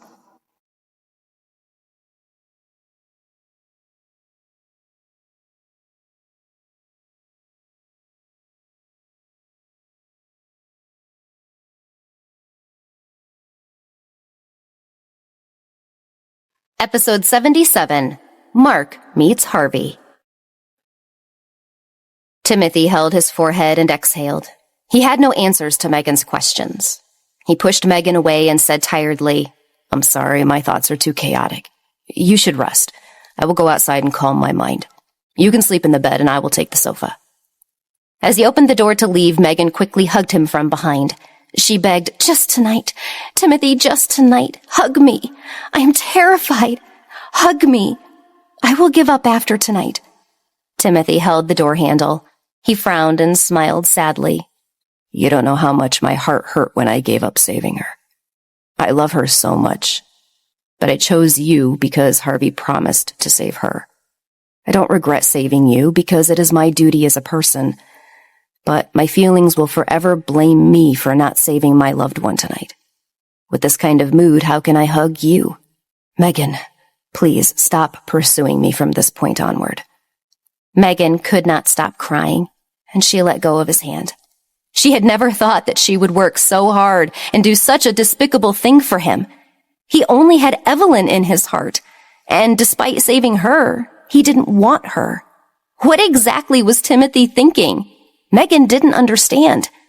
Tonight, she hoped to take the chance to win him back, but was forced to let go of him completely. Timothy opened the door and walked out. He leaned against the wall in the hallway, and his eyes fell on the door diagonally across from him. There was someone he loved the most, someone he had given up saving tonight, and her savior in that room. He had a strange feeling that Harvey arranged all of this, but he had no evidence or certainty, and also had no guts to face Evelyn after today. But he could not help thinking, with a pang, what was happening in the room at that moment? In the room, Harvey tucked Evelyn into the blanket after she finished her hot cocoa. Evelyn looked at him, and Harvey saw she was gazing at him eagerly. Like a pitiful puppy, he leaned over and kissed her cherry lips. "Go to sleep. You are too tired tonight," Harvey said. Evelyn blinked and muttered, "Harvey, how were you so confident at the gambling table? What would have happened if you had lost? Did you not think about it?" Harvey raised his eyebrows. "Of course. I thought I could lose everything at the gambling table." Evelyn blinked her eyes. "But you're so calm. It didn't look like you thought you were going to lose at all." Harvey smiled wickedly. "That's because even if I lost, I would not have let you fall into a shark pond. I had made up my mind. I would give Quinn the land as a gift if I lost, and he would do the honorable thing and give me you in return." Evelyn's heart tightened. So this man, even if he lost, didn't plan to give up on her. "It's very expensive." Evelyn bit her lower lip. Harvey leaned over and looked into her eyes with his eyes. His voice was arrogant and overbearing. "Of course it's expensive. I have expensive things. My land is very expensive. The woman I want is even more expensive." The atmosphere in the cabin had lightened. Evelyn slightly raised her head and kissed his thin lips. Her face was red as she turned to the side and did not look at him. "Thank you very much for everything." Harvey licked his lower lip and bent down. "How can one kiss be enough?" He kissed her forcefully. After the kiss ended, Harvey's breathing quickened. He looked down at Evelyn, whose cheeks were blushing. "I can't take it anymore," Harvey said, stroking her cheek. Evelyn's thin lips slightly opened. She wanted him too, but there was no way she could do anything about it right now. Harvey was really worried about her health. Tonight's event had taken a toll on her. She could forget about it tonight. There was plenty of time for her in the future. What he wanted to give her tonight was only peace. "Go to sleep," Harvey said. "I'll stay with you." "Aren't you going to sleep?" Evelyn looked at him. Harvey caressed her hair lovingly. "I'll wait for you to sleep before I sleep." Evelyn nodded and closed her eyes. With Harvey by her side, she felt at ease. She closed her eyes and did not want to think about how she would face Timothy and Megan. She did not want to think about how the two of them would resolve the awkwardness after this. She only wanted to feel Harvey. Yes, as long as he was around, she could be at peace. When Evelyn fell asleep, Harvey walked out of the room and bumped into Timothy. Harvey raised his eyebrows coldly. "I had a strange feeling that you would be here waiting for me to talk to you in private." Timothy looked at him and asked, "What did you do?" Harvey smiled coldly. "Are you talking about just now? A man and a woman alone in the room? I don't think I need to draw you a picture." "I'm not asking you about this." Timothy grabbed Harvey's collar angrily. "The more I think about it, the more I feel that you arranged everything.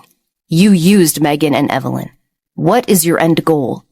Harvey pursed his lips coldly and put his hands in his pockets. He looked at Timothy with disdain. "So what if I arranged all this?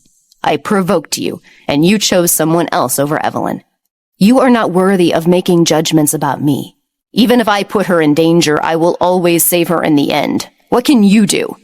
Timothy gritted his teeth. "I'm not asking you this. What are you doing this for? To keep me away from her?" Harvey smiled coldly. "Timothy, I am a man with two working eyes to see how you both feel about the other. I don't know why you let go of Evelyn, nor do I want to know. But I want Evelyn.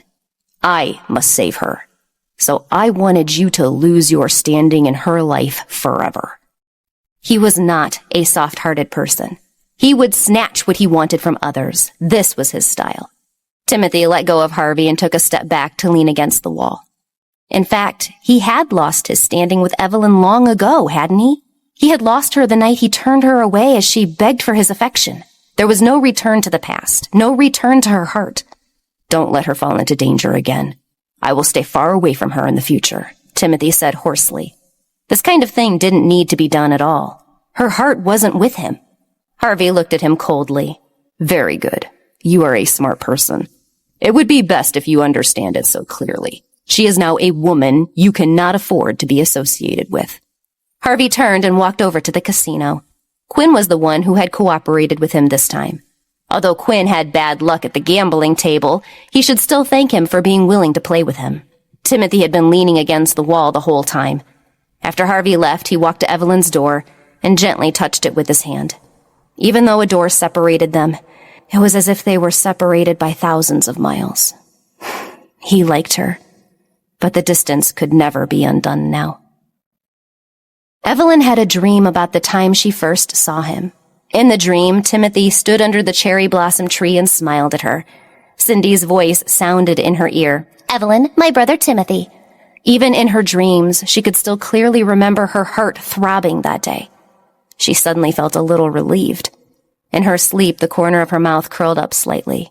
Nothing between us needs to be forgiven because to me, you will always be just as you were the first time I met you.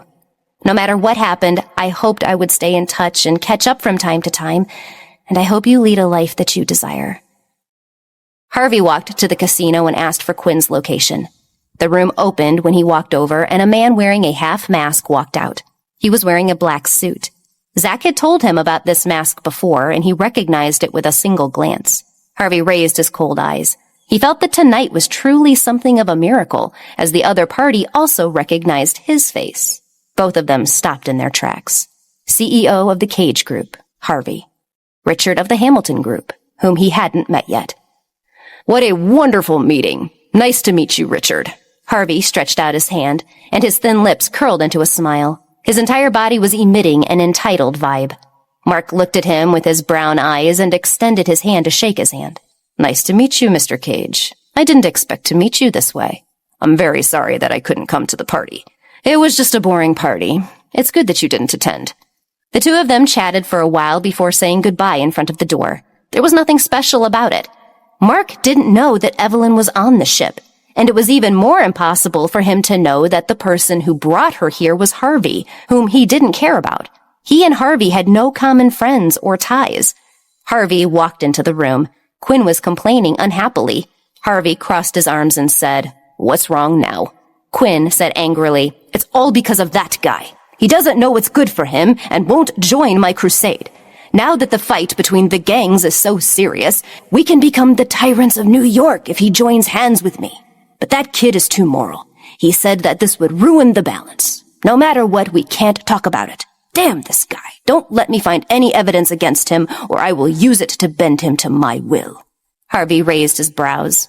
He couldn't help but admire this man. Compared to you, I admire him more. He has a good heart, and you cannot break your rules. Being the only one with the heart will cause him to be devoured.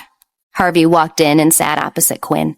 He poured himself a glass of whiskey and couldn't help but speak for the other man. He didn't hate people like that. Of course I know the rules can't be broken. Quinn took off the green dragon mask and threw it away. He revealed a somewhat childish and pretty face. Harvey glanced around helplessly. Harvey took a sip of his whiskey and said, "You are always too bold when you do things. Be careful." Quinn curled his lips. "Don't talk to me like that. How are we supposed to play like this? I have been secretly investigating that guy. He is very mysterious, but I still found some clues." Harvey raised his eyebrows. "What clues?" "This guy has a very important woman," Quinn said mysteriously. Harvey narrowed his cold eyes. "So? You were going to kidnap that woman to threaten him?" "He has pissed me off. I can do it, but I haven't found out who that woman is yet. Besides, I'm more interested in the Richard of Hamilton Group than women. Although he's the boss of the Hamilton Group, he wasn't in the Hamilton Group before. The strange thing is that Hamilton Group has always been in New York, but this guy is not from the city. I've been following this line of investigation. Though I haven't found anything yet, I won't give up." Quinn clenched his fists. His face was firm and his enormous eyes sparkled. "This is my world, and I won't give up my position." "It's just gossip." Harvey was speechless. He took a sip of his whiskey and put down the glass. "Anyway, don't make too much of a fuss. Don't think I don't know what you and Norman are playing at. I don't care what you want to do. Just don't mess up the city's order. Otherwise, I will let you know who the real boss is," he said coldly. Even Quinn, who was known in the underground, could not help but fear Harvey. Quinn waved his hand. "All right, I know. You should go with your girl. I want to go out and do some gambling." Harvey nodded and left. Quinn looked at his back and tilted his head. Harvey was a man known for his brutality. He had never thought that there would be a woman he would attach great importance to. That man was also very arrogant. He hid a woman. He stuck out his tongue and pursed his lips. "Women are all very troublesome. Be careful of a femme fatale. If you fail, you will be screwed." Quinn would have never thought that these two heavyweights valued the same woman. When the boat approached the port the next morning, Evelyn changed her clothes and prepared to disembark with Harvey. After they left, Evelyn asked Harvey, "Timothy and the others?" Harvey raised his eyebrows slightly. "They've already left the boat." "Ah, I see." Evelyn blinked and lowered her head. Sure enough, it would be very awkward if they met each other. "Are you still not willing to give up on him?" Harvey's voice sounded unhappy. Evelyn was stunned for a moment. She raised her head to look at him and saw that he had a dark look on his face. She laughed. "Oh, what do you mean by giving up and not giving up? Don't tell me you think I should give my body to you because you saved me last night." Harvey raised his eyebrows. "Isn't that how it usually works? Besides, I'm not a typical hero saving a princess." This woman, when she got stubborn, was not cute at all. Evelyn was speechless. This person was not humble at all. Evelyn curled her lips into a smile. "Oh, when you saved me, I felt you were handsome. Just a little, though. I am the dream lover of all women in our fair city. How dare you say that I am only a little handsome? Evelyn, you have no taste." Harvey pursed his lips, and the two of them walked out of the cabin. "Well, you're right. I have no taste, so I like you." Forget it. Even if she couldn't tell him she liked him, she didn't want him worried about her sharing her heart with another. Standing on her tiptoes, Evelyn pulled on Harvey's sleeve. Harvey leaned down, and in a whisper, Evelyn said, "I want to see Timothy because I have something to tell him. I want him not to worry about not saving me because I don't care about him. I don't care if he saved me or not." Harvey was stunned for a moment. He pressed his hand against her head and asked, "So, are you going to care about me now?" Evelyn snorted and turned away. "Psh, you wish." Harvey did not want to give up. "Hey, it's not cute to say things that are not true. Quickly admit that you care about me." Evelyn ignored him and turned around to get off the boat. There was a crowd of people walking around the port. Evelyn saw a familiar figure. His handsome face flushed, and he walked toward the crowd. "Mark?" Evelyn asked, and ran to catch up with him. Evelyn was unaware of Mark's secret identity. How would Mark answer her questions about his presence there? What excuses would he make? Was Evelyn making a mistake by running after him? How would she justify her presence at the port with Harvey?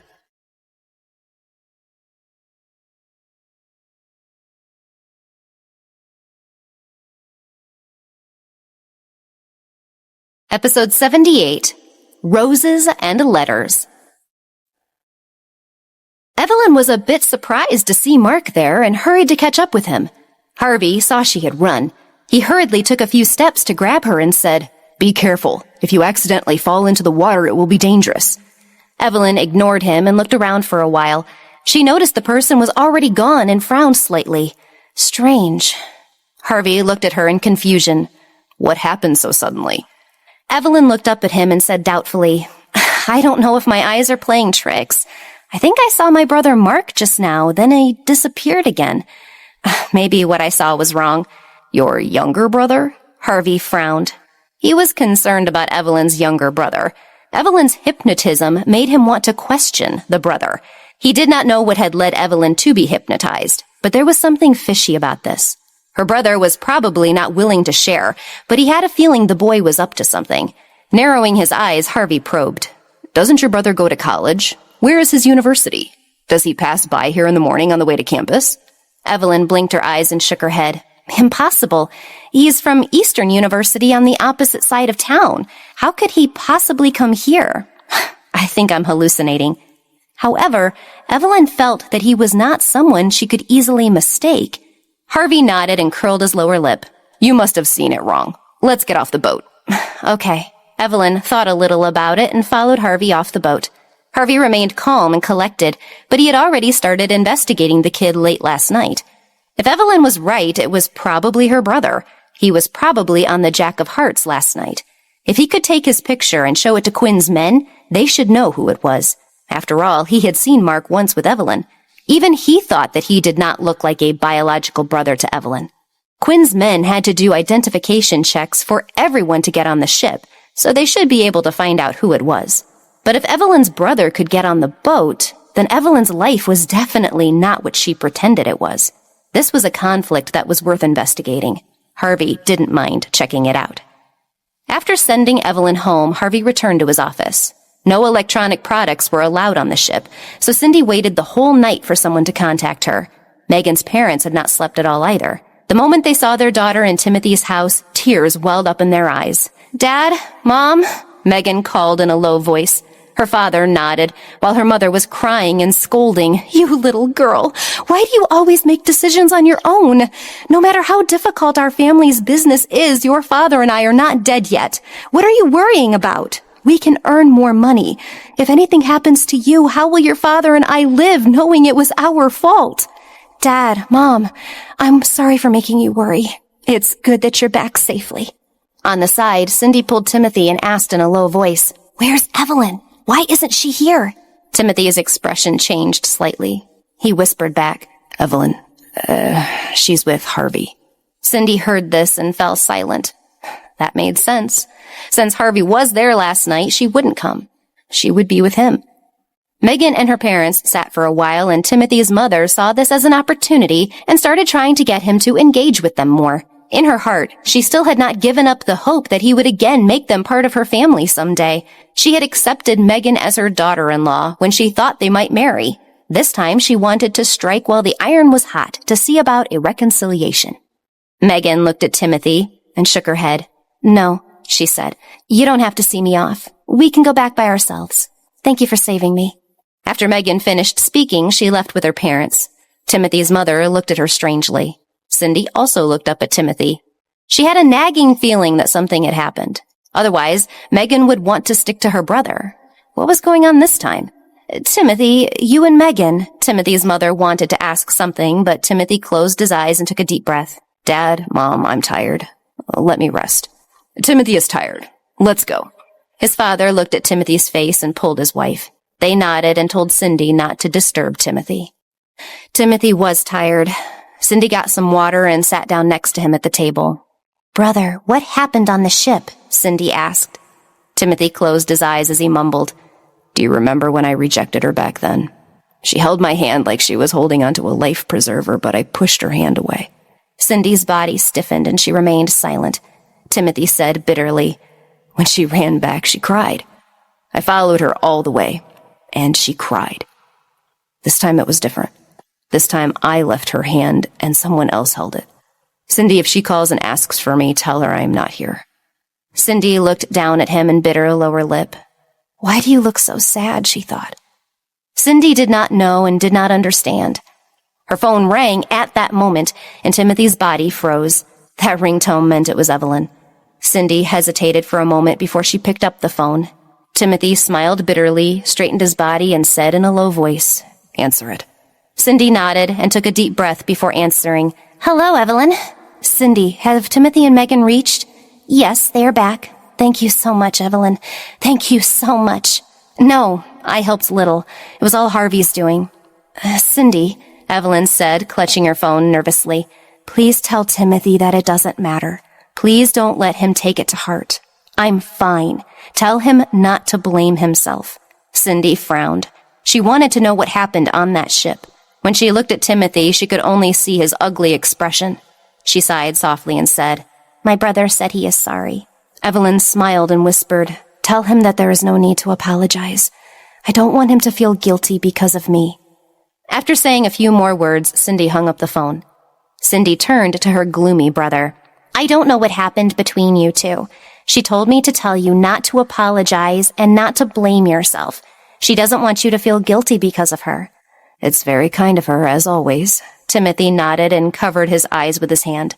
But how could he not blame himself? He felt guilty as he realized that when faced with a choice, he had once again abandoned her. She should not be so gentle with him. Why don't you hate me? The following morning, Harvey went to the office as if nothing was unusual, despite the events of the night before. Looks like everything went well last night. The boss seems to be in a good mood. Zach looked at his CEO, pushed up his glasses as he sat in the office. The bright summer sun shone in, and Harvey's lips curled up. He was in a good mood. It's going smoothly. I'll leave the Koretsky family to you, Harvey said. Last night's plan was indeed very effective. Evelyn and Timothy would no longer get together. Timothy also promised not to get close to Evelyn in the future. Of course he was in a good mood. Zach looked at Harvey and saw that everything was going well. He pushed his glasses up and said with envy, I can't help but feel a little envious to see how pleased you are with everything. If only my things could develop in that direction, I would be happy as well. Harvey smiled. What's wrong? Did Raquel torture you again? Zach looked troubled and said, My house was invaded last night. Not only did my underwear and the glasses I used got stolen, but I also found 5 pinhole cameras and 8 listening devices in my house. 3 of them were in the bathroom. I had no choice but to sleep in the hotel last night. Harvey's eyes widened when he heard this. He clicked his tongue and sighed. She's simply a crazy stalker. Zach pushed his glasses up and blinked. She is really good, he said. She can even crack a combination of 32 numbers that I use as my entry code. Harvey's mouth twitched. Aren't you afraid? Why are you praising her? Zach was shocked for a second and quickly lowered his head to cover it up. No, I know. It's just an objective analysis. Of course I'm scared. Lies. He had lied. In fact, when he thought that Raquel was a stalker and the thief of his underwear, he felt inexplicably turned on. Harvey narrowed his eyes. He did not want to expose him. In the end, even though Zach was rejecting Raquel, he still indulged her, which intrigued Harvey. He did not believe this kind of tolerance was just because Raquel was the daughter of the Cage family. It was because of another emotion that he did not dare to admit. Harvey didn't want to get involved in the matter between Zach and Raquel.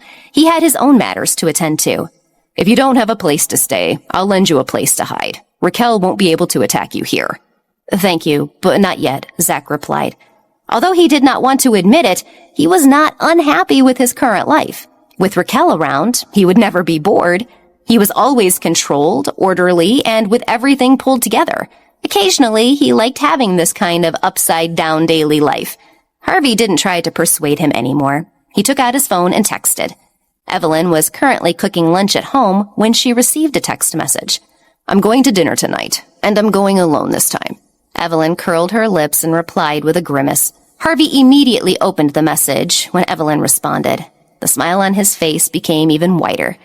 At 3 o'clock in the afternoon, Evelyn went to work. Along the way, when she thought that Harvey was coming, her mood became brighter. Evelyn leaned her head against the window of the bus and curled her lips into a smile. After entering the restaurant, Evelyn changed her clothes and got to work. Just as she finished her shift, the delivery man came up with a bunch of flowers. Who is Miss Evelyn? Evelyn blinked her eyes and walked over doubtfully. I am. The young man smiled and handed the flower to her. Please sign for your flowers. Evelyn was puzzled. May I ask who gave this to you? The man shook his head. I don't know. Please check if there's any cards in the bouquet later. Nancy said, I don't think there's anyone except Harvey they could be from. Red roses? Evelyn murmured. She remembered the night at the resort when Harvey brought her the champagne roses. She signed and accepted the flowers. To be honest, Evelyn did not think the flowers were from Harvey. Flipping through the flowers, Evelyn saw a printed card.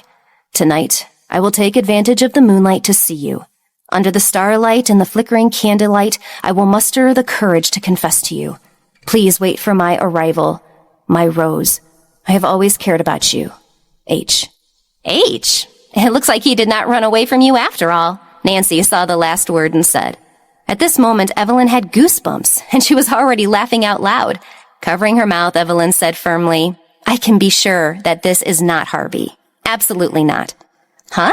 It looks like him, no matter how you see it. How do you know it's not him? Nancy did not understand. Evelyn rolled her eyes and replied, Intuition. The flowery language of the note told her it could not be Harvey, as he did not use such words. What confession? That guy did not even have these two words in his dictionary. Besides, what kind of nonsense was this, my rose?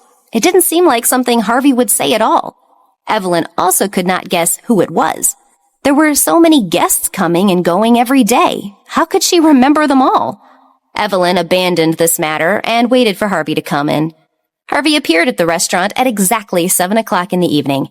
He was wearing a gorgeous suit and his handsome face looked perfect. The manager saw him and grabbed Evelyn and whispered, "What's the matter today? Should we evacuate the other guests? I will make arrangements in advance." Evelyn smiled bitterly. Nothing unexpected should happen today. He only came for a meal. "Oh, I see. Take good care of him. Don't let anything happen to him or the other guests." He nodded seriously and let Evelyn go to receive Harvey. Harvey sat at the familiar table by the window. Evelyn walked over and put down the menu. "What do you want to eat?" Harvey swept his eyes up and down her body and said, "I could eat you." Evelyn was already immune to his attacks. She smiled and said, "I'm not on the menu. I recommend you eat lamb chops. Today's lamb chops are very good." It was rare for Harvey not to make things difficult for her. He said, "Just order whatever you want to eat. I'll wait for you to get off work." Evelyn looked at him with tired eyes and pouted, "I won't go with you. I want to go home." Harvey was displeased. "I let you off last night. You have to make it up to me tonight. Men suffer if you don't help them out regularly."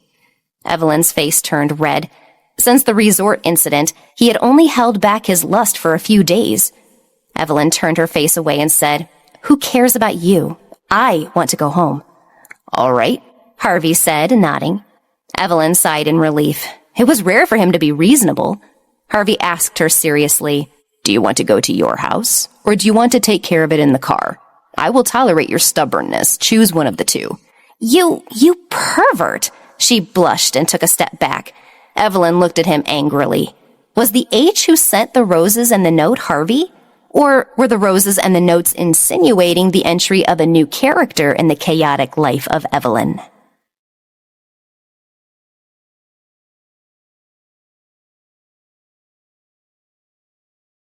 Episode 79, The Admirer. Evelyn did not care about Harvey's unreasonable arguments. Could this man not say such shameless words? She quickly ordered lamb chops and seasonal soup for him. She raised her head angrily and said, "I will order the dishes for you and then attend to other guests. Anyway, I will not go to your house or my house tonight with you. There will be nothing like that. Understood?" Harvey curled his lips and slightly narrowed his eyes. Her stubborn expression was also very endearing. Why struggle? Even if she was unwilling, he would still kidnap her. They served the dishes one after another. Harvey enjoyed the meal Evelyn ordered for him. Ever since he found out that Evelyn didn't care about Timothy, he felt that even if she stubbornly refused to be his lover, it would still happen in good time. He doesn't need to worry. He has plenty of time to work on her to change her mind. "Miss Petal, I've been watching you for a long time. Please, would you agree to come on a date with me?" Harvey's fork fell from his hand with a click and landed on the ground with a clank. He looked at a location across the room expressionlessly. He turned around and saw a man in a suit holding flowers. The bright red roses were hurting his eyes. He was facing Evelyn. Who could it be? Evelyn looked at the man who handed her the red roses awkwardly. The manager in the distance sighed deeply and held his forehead. "My business. Do you want to destroy it?" Nancy looked at the tired manager with sympathy as the gossip will start now. Evelyn was holding all the cards. Harvey was sure to get upset as someone was here to steal her from him. She wanted to see what would happen as she was a mere spectator. Thank you very much, sir, but I can't accept it," Evelyn said awkwardly, pushing the flowers away. The man asked nervously and excitedly, "Why not? I like you. I see you often, and you always smile. You are beautiful and strong. You frequently sit in car number 4, and your clothes are always exquisite. Although you dress modestly, you are very good at matching your different clothing and shoes. I know you are as beautiful as a rose. He scared Evelyn. She took a step back and said, "Please, sir, I am sorry. I am still working, and I am not interested in you, except to serve a meal here at the restaurant." Seeing her retreat, the man grabbed her wrist in excitement. "I'm not a bad person. Don't be afraid. Let go of her. Do you want to lose those appendages?" Harvey's impersonal voice sounded beside the man. His voice startled the man. He frowned when he saw Harvey and said unhappily, "Who are you? What does my confession have to do with you?" In the distance, the manager held his forehead seriously. He felt that tonight was going to end badly. I think it would be an idiot who didn't know Harvey Cage, CEO of Cage Industries." "I sympathize with you." Nancy turned to the manager and stared at him seriously. The manager was quick to reply, "You look like you're watching a horror show, waiting for the bad guy to hunt down his prey. In fact, you really want to eat popcorn, right?" "I would if I had it. This is wonderful entertainment." Harvey narrowed his eyes and looked at the man in front of him with an unfriendly face. Where did this man come from that he didn't know Harvey's reputation? How dare this man snatch a woman from him? Harvey's interference made Evelyn feel irritated. She could not mess things up again tonight. If she let all the guests leave again, the manager's restaurant would surely close. Evelyn looked at Harvey and said something anxiously. "Don't add to the trouble. I can take care of it. Don't affect my work." Harvey's face darkened. He helped her out of this situation, but she said he would affect her work.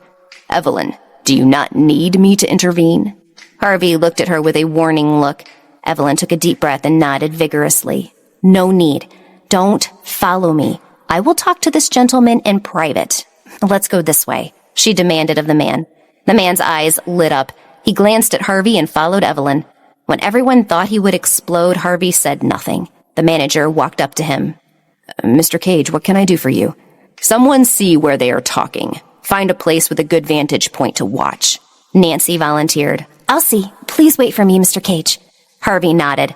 The manager remained standing next to Harvey, one hand in his pocket. He did not understand why the man was not angry this time, but he did not dare to ask. Of course, his confusion was also Harvey's own. Of course, he was not happy that this kind of random passerby was pestering Evelyn, but he felt that the relationship between Evelyn and him had become very good after getting off the ship. If he lost his temper again, they would probably return to their tension-filled times, and she didn't like that side of him. Well, that won't do. He is going to take her to bed tonight. "Sir, this way, please. It's the best view." Harvey nodded and looked around. He grabbed a steak knife and turned it in his hand. The manager shivered and said, "Mr. Cage, do you want us to give you the food?" Harvey raised his eyebrows and said, "Don't bother. I'm just holding this in case I need it." After Harvey finished speaking, he followed Nancy to the employee lounge. They looked through the window, and Harvey saw Evelyn and the man. Evelyn looked down at the man and said, "I'm sorry, I can't date you." "Why? Do you think we don't understand each other enough? It's okay, my Rose. I can give you time to understand me to your heart's content." "Sir, this is not something I do not understand. I don't like you. Although I am very sorry, I hope you can find someone else." Evelyn could not bear the thought that he would be so difficult to deal with. When the other party heard Evelyn's warm words, he was so excited that he could not take it anymore. He grabbed her shoulders and said, "I can't accept this reason. My job is splendid. It will let you live a good life. You don't have to work in a place like this. You just have to wait for me at home every day. My Rose, you belong to me. I want to keep you at home and water you every day and night. You are scaring me. Please let go of me." Evelyn's shoulder hurt from being held in a weird position.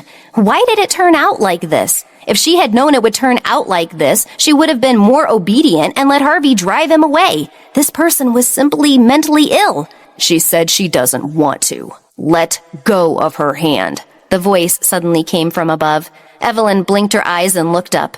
From the window on the second floor, Harvey lazily leaned out. Their eyes met and Evelyn's heart thumped. "Who are you? Do you think you can steal my Rose just because you are handsome? She is not such a vain woman." The man looked up at Harvey. Harvey looked at the man coldly and turned the knife in his hand. "If you don't get lost, the knife will not miss its mark." "You don't scare me." The man looked at Harvey arrogantly. Evelyn shivered. Scare? Harvey did not bother to scare people. What he said were his true intentions. After getting rid of the man's hand, Evelyn frowned and said, "Sir, please leave to prevent yourself from getting hurt." "Evelyn, are you concerned about me?" The man did not leave, but he also misunderstood Evelyn's words. Evelyn opened her eyes wide. She was speechless. How could someone interpret someone else's words to this extent? She took half a step back while drenched in a cold sweat. Harvey couldn't take it anymore. He threw the knife down without hesitation, and it brushed past the man's cheek. The man felt pain on his face. He wiped his face with his hand and saw blood on his hand.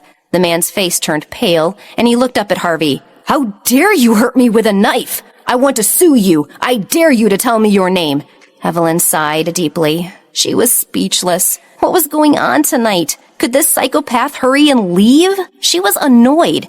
"My name is Harvey Cage. I will wait for you to report me, but only if you get out of here right now. Otherwise, there are many knives in this restaurant that I can use to convince you." Harvey's eyes were sharp. The man's face turned pale. He took a step back and said with a trembling voice, You wait."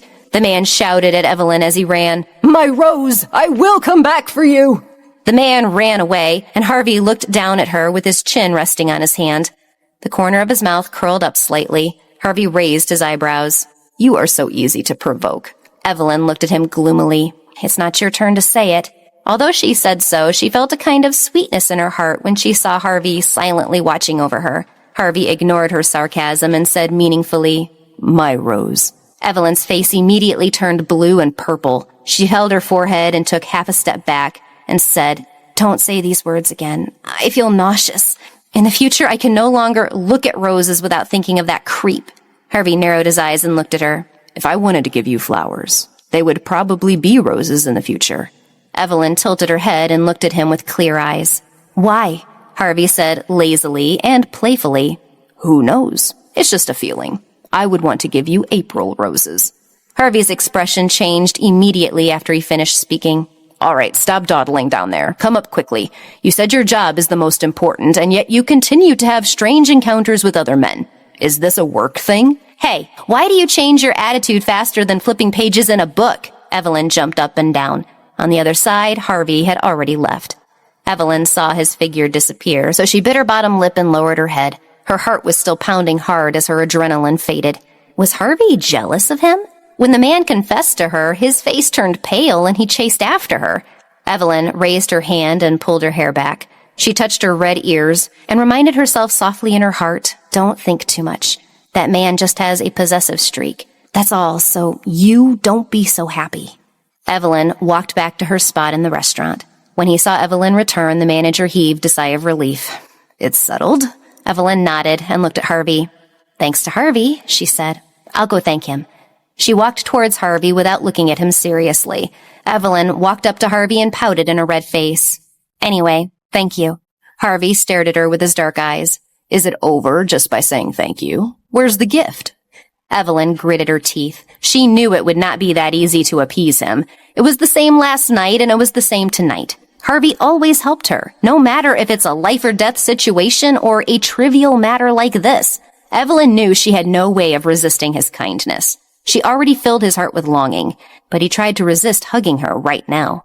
Evelyn blushed and whispered, "Just compromise once. We can go to your house tonight." Harvey curled his lips and put his hand around her neck. He kissed her on the lips. Evelyn quickly stepped back in front of everyone. She covered her mouth and shouted angrily, "What are you doing?" Harvey raised his eyebrows. "Taking a deposit." Evelyn was so angry that she clenched her teeth. She turned around and walked away. She could vaguely hear Harvey's soft laughter behind her. When she walked back to Nancy and the other co-workers, Evelyn thought for a while and took out her phone to search for Rose Flower Poems. Rose, everything about you is lovely. The poem startled Evelyn, and she raised her head to look at Harvey. It was as if she had sensed his gaze. Harvey turned his head to look at her with a pair of charming, cold eyes. "Give you April roses." She wondered if the poem was the cause behind the rose comment. But did he even know this poem at all? Evelyn was confused and didn't dare to look at Harvey anymore. She turned her face away and took a deep breath. In the middle of the night, Evelyn got in the car and allowed Harvey to drive her to his house. Evelyn leaned against the window and deliberately distanced herself from Harvey. Harvey turned his head and saw Evelyn leaning against the window. He reached out his hand and pulled her over. "If you're tired, lean on my shoulder." Evelyn stared at him with watery eyes and hurriedly sat straight. "I'm not tired. There's no need." "Don't do this suddenly. This is not the time for Harvey to show his kindness." She couldn't handle his kindness when she was this shaken. Evelyn could recall nothing about roses with her head lowered. She knew that Harvey probably did not know the poem and would never say something like that to her. But strangely, she could imagine him holding the flowers confidently and arrogantly and saying those words in that charming and magnetic voice. Evelyn, your face is very red. Could it be that you have a fever? A brusque voice sounded in her ear. It startled Evelyn, and she rushed to the side. I'm fine. Don't come closer. It's too close. Harvey smiled evilly and said in a low and charming voice, Really? Anyway, we will be close to each other later. She kept telling herself not to be confused or led off course by his charms, but every time she was dissuaded from her resolve by his actions. Would her conflicted feelings for Harvey bring trouble for her? Would it make her a target of Dolores? How broken would she be when she gets to know that Harvey had agreed to be engaged to Sierra?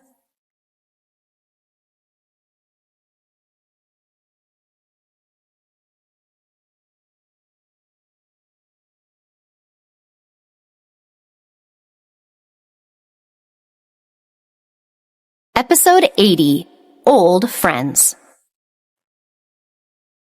Evelyn's face turned even redder because of Harvey's comments. She wanted to reject Harvey, but he lifted her chin and kissed her aggressively. The car sped to Harvey's house. Harvey carried Evelyn out of the car.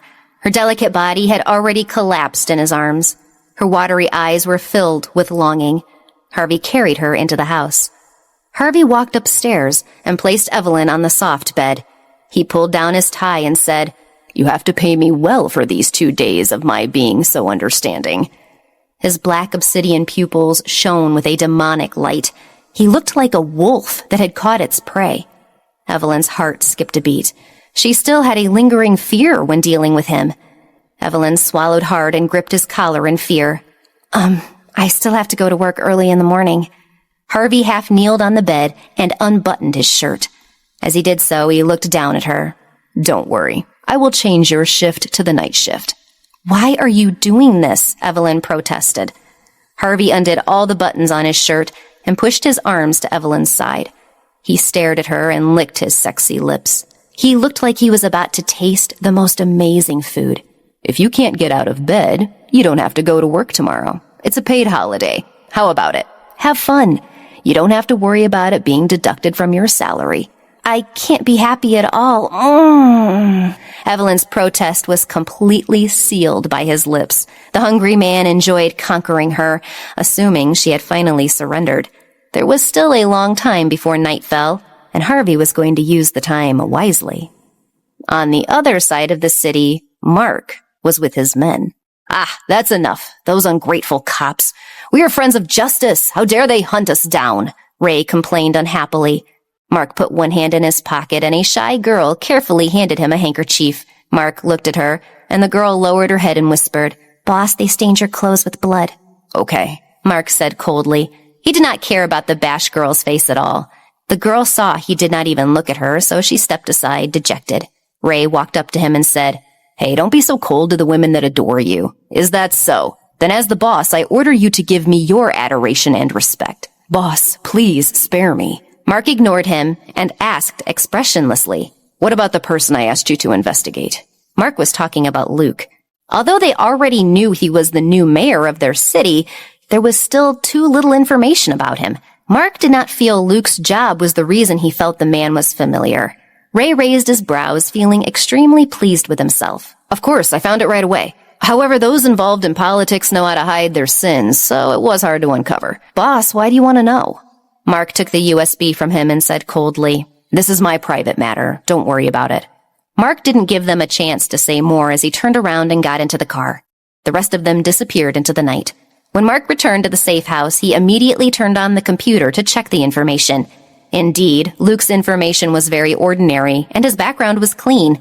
However, Mark felt something lingering below the surface that made him uncomfortable with how spotless it was. This man came from New Orleans and not New York. He had established residency here just to run for office, it appeared. Mark's eyes turned dark for a moment. Mark's mind raced with countless thoughts, making him unable to calm down. Luke had also received Mark's information. Luke frowned as he looked at Mark's information on the computer, which was very vanilla and normal looking. Is this the information you found? Luke asked Thomas. Thomas stared at him with a dark face. What? The mayor doubts my ability? Are you going to fire me now? Luke smiled bitterly and shook his head. It's not like that. It's just that this information is too different from what I thought. Thomas frowned. So it was fake? Yes. It is a perfect deep cover profile, Luke said. The photos from elementary school to high school and the names of the houses. If it were not for me, who would know the truth? No one would have guessed that these were fake. Thomas pushed up his glasses. His investigation was thorough enough, but he did not expect it to be fake. If a person could build such a perfect profile, it could only mean that this person was very skillful or had powerful friends backing them. To be sure, a young man with so much skill and clout was scary. So, is the mayor's lady in danger? Thomas could not help but ask. Luke tapped his pen on the table and smiled bitterly. No, she is not in danger, and she is doing well. What are you thinking? Thomas asked. Luke looked out of the window and said, maybe I hope she is doing well, and want to keep it that way by eliminating any potential dangers. The made-up information in the file, along with Evelyn's altered memory, were suspicious. What he wanted to know was the purpose of that brother. If his purpose were just to improve her life, he naturally would expose nothing. But he was worried that he had other motives. Even if there was a 1 in 10,000 chance the brother had other reasons, he would stop him. Why? Because he didn't want to be a coward anymore. He didn't want to see her suffer and be abused by others. This time, he didn't want to miss anything. He didn't want to run away. He wanted to look after her and see her happy. Luke closed the file and pondered, wondering if he should ask her brother out for a talk. It was past 9 o'clock in the evening when Mark saw Luke's information in the house. The New Orleans part had touched the darkest part of his heart. He hated that place. He didn't want to go back to that place for the rest of his life. Everything about that place hurt him deeply. Mark stood up and went to the restroom to change his clothes. He wore black jeans and a black hoodie and a t-shirt. Mark put a mask in his pocket and tied a knife to his leg before walking out. Ray and the others were playing games in the main hall. Seeing him come out, Ray raised his head and said, "You want to go out?" Mark nodded. "I have something to do tonight." "What is it? Do you need help?" Ray asked again. Mark shook his head calmly. "No need. I will take care of it myself." The black Harley was out a few moments later and Mark was gone. Ray frowned in the room. Am I seeing things? Why do I feel like he doesn't look too good? One of the other guys volunteered. Maybe it's about the young lady again. If that is so, he definitely will not be right in the head. Is she the boss's lover? The girl in the corner raised her head and asked softly. Ray narrowed his eyes and said with interest, "She is not a lover, but she's the most important woman in our boss's life. You will get to know her in the future and realize she is everything to the boss." Ever since he met Mark, he had been a distant person. After all the bad he had seen in the world, he was indifferent. Only one person could make such a person warm until now. Her name was Evelyn. She was the only woman who could make Mark look happy. She would rub his hair, scold him, and coax him. In her world, he was just an ordinary young man. Ray sometimes felt that Mark lived for Evelyn. Because of Evelyn, he still had some emotions left. Heart, huh? Lowering her head, the girl clenched her fists. She wondered what kind of woman she was. She must be exquisite and kind. That was why she could make the boss care so much. But Crystal, do your best. I support you, Ray said to the girl with a smile. This girl was beautiful. The name Crystal suited her very well. She was also quite strong and compatible with Mark. Crystal nodded, her thoughts drifting away. She would not give up. She liked the boss very much. Even if she could not compare to the woman who had the boss's love, she still wanted to be his right-hand confidant. At this moment, Mark was riding on Harley and flying through the night. Ray was right. Evelyn was like his heart. So, he was moving for her. Luke? If he were a threat to Evelyn's life, he would kill him, regardless of the consequences. So what if he was the mayor? He would do anything for Evelyn. No one could destroy his and Evelyn's current lives. No one could. If anyone dared to do so, he would make them disappear from this world. The car sped to Luke's house and parked in a hidden place. Mark avoided the cameras on the road and put on a mask in the dark. He entered the house easily. Mark saw that the lights were still on in the room. Luke was sitting in the living room reading a book. He noticed nothing unusual. He was not here to assassinate, but he did not want to expose his identity, so Mark found the circuit and cut off the electricity before he went in. Immediately, the house fell into darkness. Luke frowned and closed the book in his hand in the living room. A power outage? He was aware of no weather or other issues, so the power supply should be good. Luke puckered his lips. There was something unusual in the air. Luke was sensitive to danger, and because of his identity, he often encountered dangerous situations. Therefore, when he felt something was not right, Luke stood up and felt for the weapon in the drawer next to him. "Don't move. Be careful, or my knife will cut you." A low and cold voice sounded. Luke felt a chill on his neck. The voice shocked him. He heard nothing. He didn't even notice that someone was so close to him. If the other party was here to assassinate him, he would be a corpse by now. This person was an expert in a unique skill, Luke judged. His mind was quickly searching for any powerful figures he might have offended. "Now sit down and answer my question. I might spare your life as long as you answer me truthfully." The voice came from behind. The deep, bitter voice was deliberately hoarse. Luke could not tell the age of the voice, but with his words, Luke was not too worried, because he had already guessed who the person was and was 80% sure of it. There was a possibility to get answers for questions that had been pressing on him. It was as if he had a lot of questions for that person. That person was capable, so he must have found out about him. Luke narrowed his eyes and said, "Mark, since you are here, why don't you sit down and have a drink? Besides, killing me will bring you a lot of trouble. Don't act rashly." Mark almost subconsciously stabbed his knife into the man's neck when he called his name. He did not dare to underestimate this man. He guessed who he was in an instant. But this made him feel even more certain that Luke was involved with Evelyn. Enduring the urge to attack, Mark let go of Luke. Because Luke recognized him, he didn't plan to do anything. He was very confident in his combat strength. Mark did not think that he would fail. If this man acted rashly, he would kill him. Mark put away his knife, took off his mask, and sat opposite Luke. "You're very smart. You immediately guessed that it was me. That means you are also not what you pretend to be. How much do you know about me?" Luke clicked his tongue and said, "Do you mind if I turn on the power? It's not dazzling here. You can't even pour the wine out. The switch is in this room." "Yes," Mark said coldly. He did not restrict his movements. He was not afraid of Luke. What he saw in the dark was as bright as day, so he was not afraid of him doing anything. Luke did nothing. When the lights came on, he held a bottle of wine in his hand. "Would you like a drink?" Luke asked when he saw Mark sitting on the sofa. Today, he was a little different from that day. He looked the same, but the air about him differed completely from the danger he gave off that day. Luke finally understood. This was the true face of Mark. It turned out that what Luke saw that day was just an act. This person was indeed not as basic as he appeared. Indeed, one could not underestimate him because he was only 21 years old. "I have a bike. I don't want to drink." Mark refused, his thin lips twisting. Luke nodded and poured himself a glass and sat down on the sofa. Mark glanced at him with accusatory eyes. "I have a question for you. Answer me carefully. If you lie to me, my knife will cut off your major artery the next second. I'm serious." Luke knew he was not lying. He did not intimidate or worry Luke excessively. The way he looked at him just now didn't have any warmth in his eyes, and his whole body was emitting a dangerous vibe. Luke suddenly didn't know how to judge if he was a threat to Evelyn because, no matter how he looked at this person, he didn't seem like a good man. But Luke still wanted to talk to him. "It just so happens that I have something to discuss with you. Let's get straight to the point. You're here about your sister, right?" Luke asked Mark. Mark stared at him and nodded. "Yes. You are from New Orleans, and you are the mayor of one of the largest cities in the country. As you said, I'm afraid you don't happen to know my sister just by chance. How did you get close to her?"